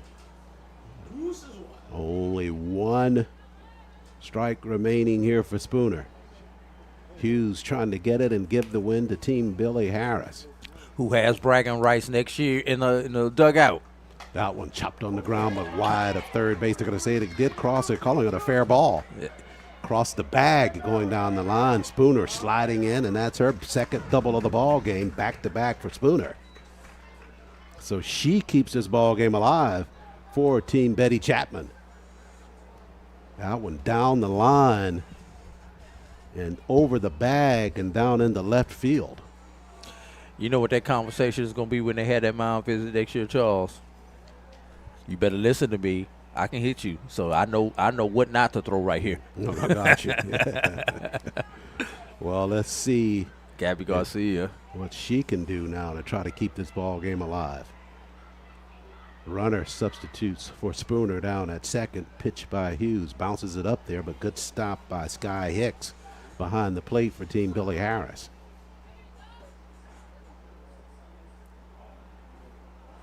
Bottom of the 7th. 4-1 lead for Team Billy Harris. 1 aboard for Team Betty Chapman. And the pitch. That one off the plate for a ball. Garcia going to try to be very judicious here at the plate. You only got that 1 swing. You want to make it count in terms of if you get it somewhere in terms of active play on the ground or in the air. 2-0 pitch here. This one swung on and fouled back to the screen. That'll make it 2-1.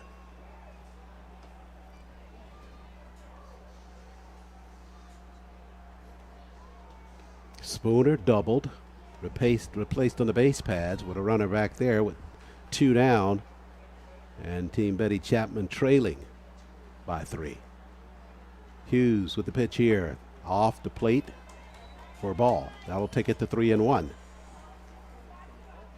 to see who's on deck here for Team Betty Chapman if Garcia is able to get on board. Likely Thibodeau to bat. She does have the bat there. There was an out to left field, but wide of the chalk line for a foul ball. And now, again, Team Betty Chapman down to its final strike of the All-Star ball game. Count full at 3-2.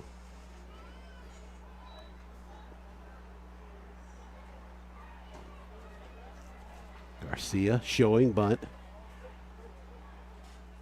Hughes on the 3, delivers. This one off the plate for ball 4. Good bat there by Gabriela Garcia to draw the walk. So she's aboard. So runners at second and first base.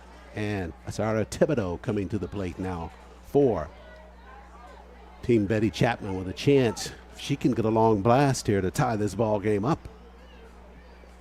So they got the tying run at the plate.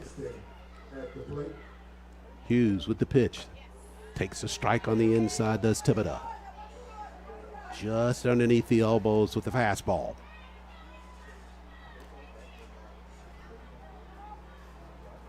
Hughes ahead in the count now. Let's see if she changes the pace on this one. Goes off the plate. 0-1 delivery here.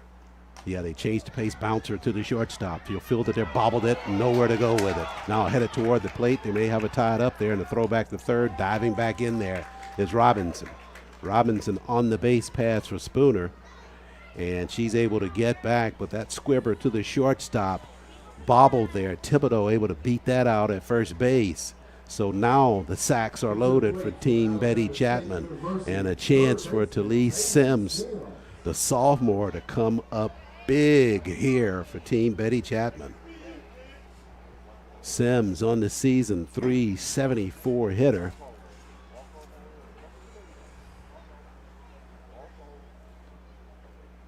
Grounded back out to the pitcher her last time up, but with the bases loaded here, she can be the hero of this all-star ball game. Robinson at third, Garcia down at second, Thibodeau at first. Now she'll be substitute run for at, no, they're just going to switch her helmet out. She's got a running helmet on now. So 2 down, bottom of the 7th. Hughes trying to get through this logjam for Team Billy Harris. Rocks and fires there. This one, but over the second baseman, out into right field. 1 run will score. They'll send another one to the plate. It's going to be close. And there's the tag out at the plate. They got Garcia trying to come home after the single to right field, and the throw coming in from the right fielder was right on the mark as the catcher Hicks able to squeeze it at the plate, turn, and applied the tag. And just like that, Team Billy Harris claims the 4th annual HBCU Softball All-Star Championship. What a finish to the ball game. Take a look at that. I think we had that replay on the shot out to right field out there in the grass, as you see the replay coming here. And just coming up with the ball, didn't go very far beyond the infield. And the throw at the plate, it's a gem coming straight up the line. And they got the tag on Garcia coming in. And Team Billy Harris wins it in big-time fashion here on that final play of the ball game. A lot of excitement, but Team Billy Harris did everything right on that play to come away with the win. Man, have you ever seen the heck with an all-star game? Have you ever seen a game end like that with a play at the plate, Charles? And for these ladies to come to the Queen City and wear the crown as Team Billy Harris just did on that play, Charles, and then to go out, and if you can see what they're doing here once we get through watching this replay, as we see them swagging and surfing at the plate, but that surf on that throw That's right everybody. there. Yeah. Well, you talked about it in the pregame. You talked about the Queens in the Queen City, but you also talked about diamonds. And that play from right field was a diamond thrown right at the diamond at home plate to get the out. That diamond turned into the gym for a last out of the game there, Charles. Oh, yeah. And tremendous game. So, Charles, who do you have for MVP in this particular ball game, Charles? Oh, boy. Good question. Really good question. See if I can pull up the stats for this particular ball game there, Charles. I've got my iPad working, so I've got – yeah, you got to look back. Delaney Gray got the MVP. She came in and shut things down on the mound for Team Billy Harris. Yes. Okay, I can go with that choice. Gray, I think she also did a little bit of work with the bat as well, trying to see if she had any numbers offensively in this ball game. But she was a big part of it when she came in and just shut things down from the circle. As Team Billy Harris rallied for those 3 runs in the 5th. You take a look at that replay here. Just some of the action from today's ball game, but just a package deal of seeing some of the plays from this all-star ball game put together by producer Roy Evans as you take a look at some of this action from this all-star contest. There you see there a potential double play broken up at first, but just an outstanding contest overall. We thought it was going to be tight. That little surge in the fifth really made the difference for Team Billy Harris, as they were able to overcome an early deficit, trailing to Betty Chapman for most of the early innings of this ball game. Up until the fifth is when they claimed the lead, and just not able to get back in it was Team Betty Chapman. They started early, but it all came down to Team Billy Harris and their ability to hit the softball. And the pitching crew for Team Billy Harris that really turned in a fine performance, with Zoriana Hughes starting for them in the rotation, and she came back at the end of the ball game to finish things up for Team Billy Harris in the win. So, Charles, the guys are on deck next, and what can they do to top this off, Charles?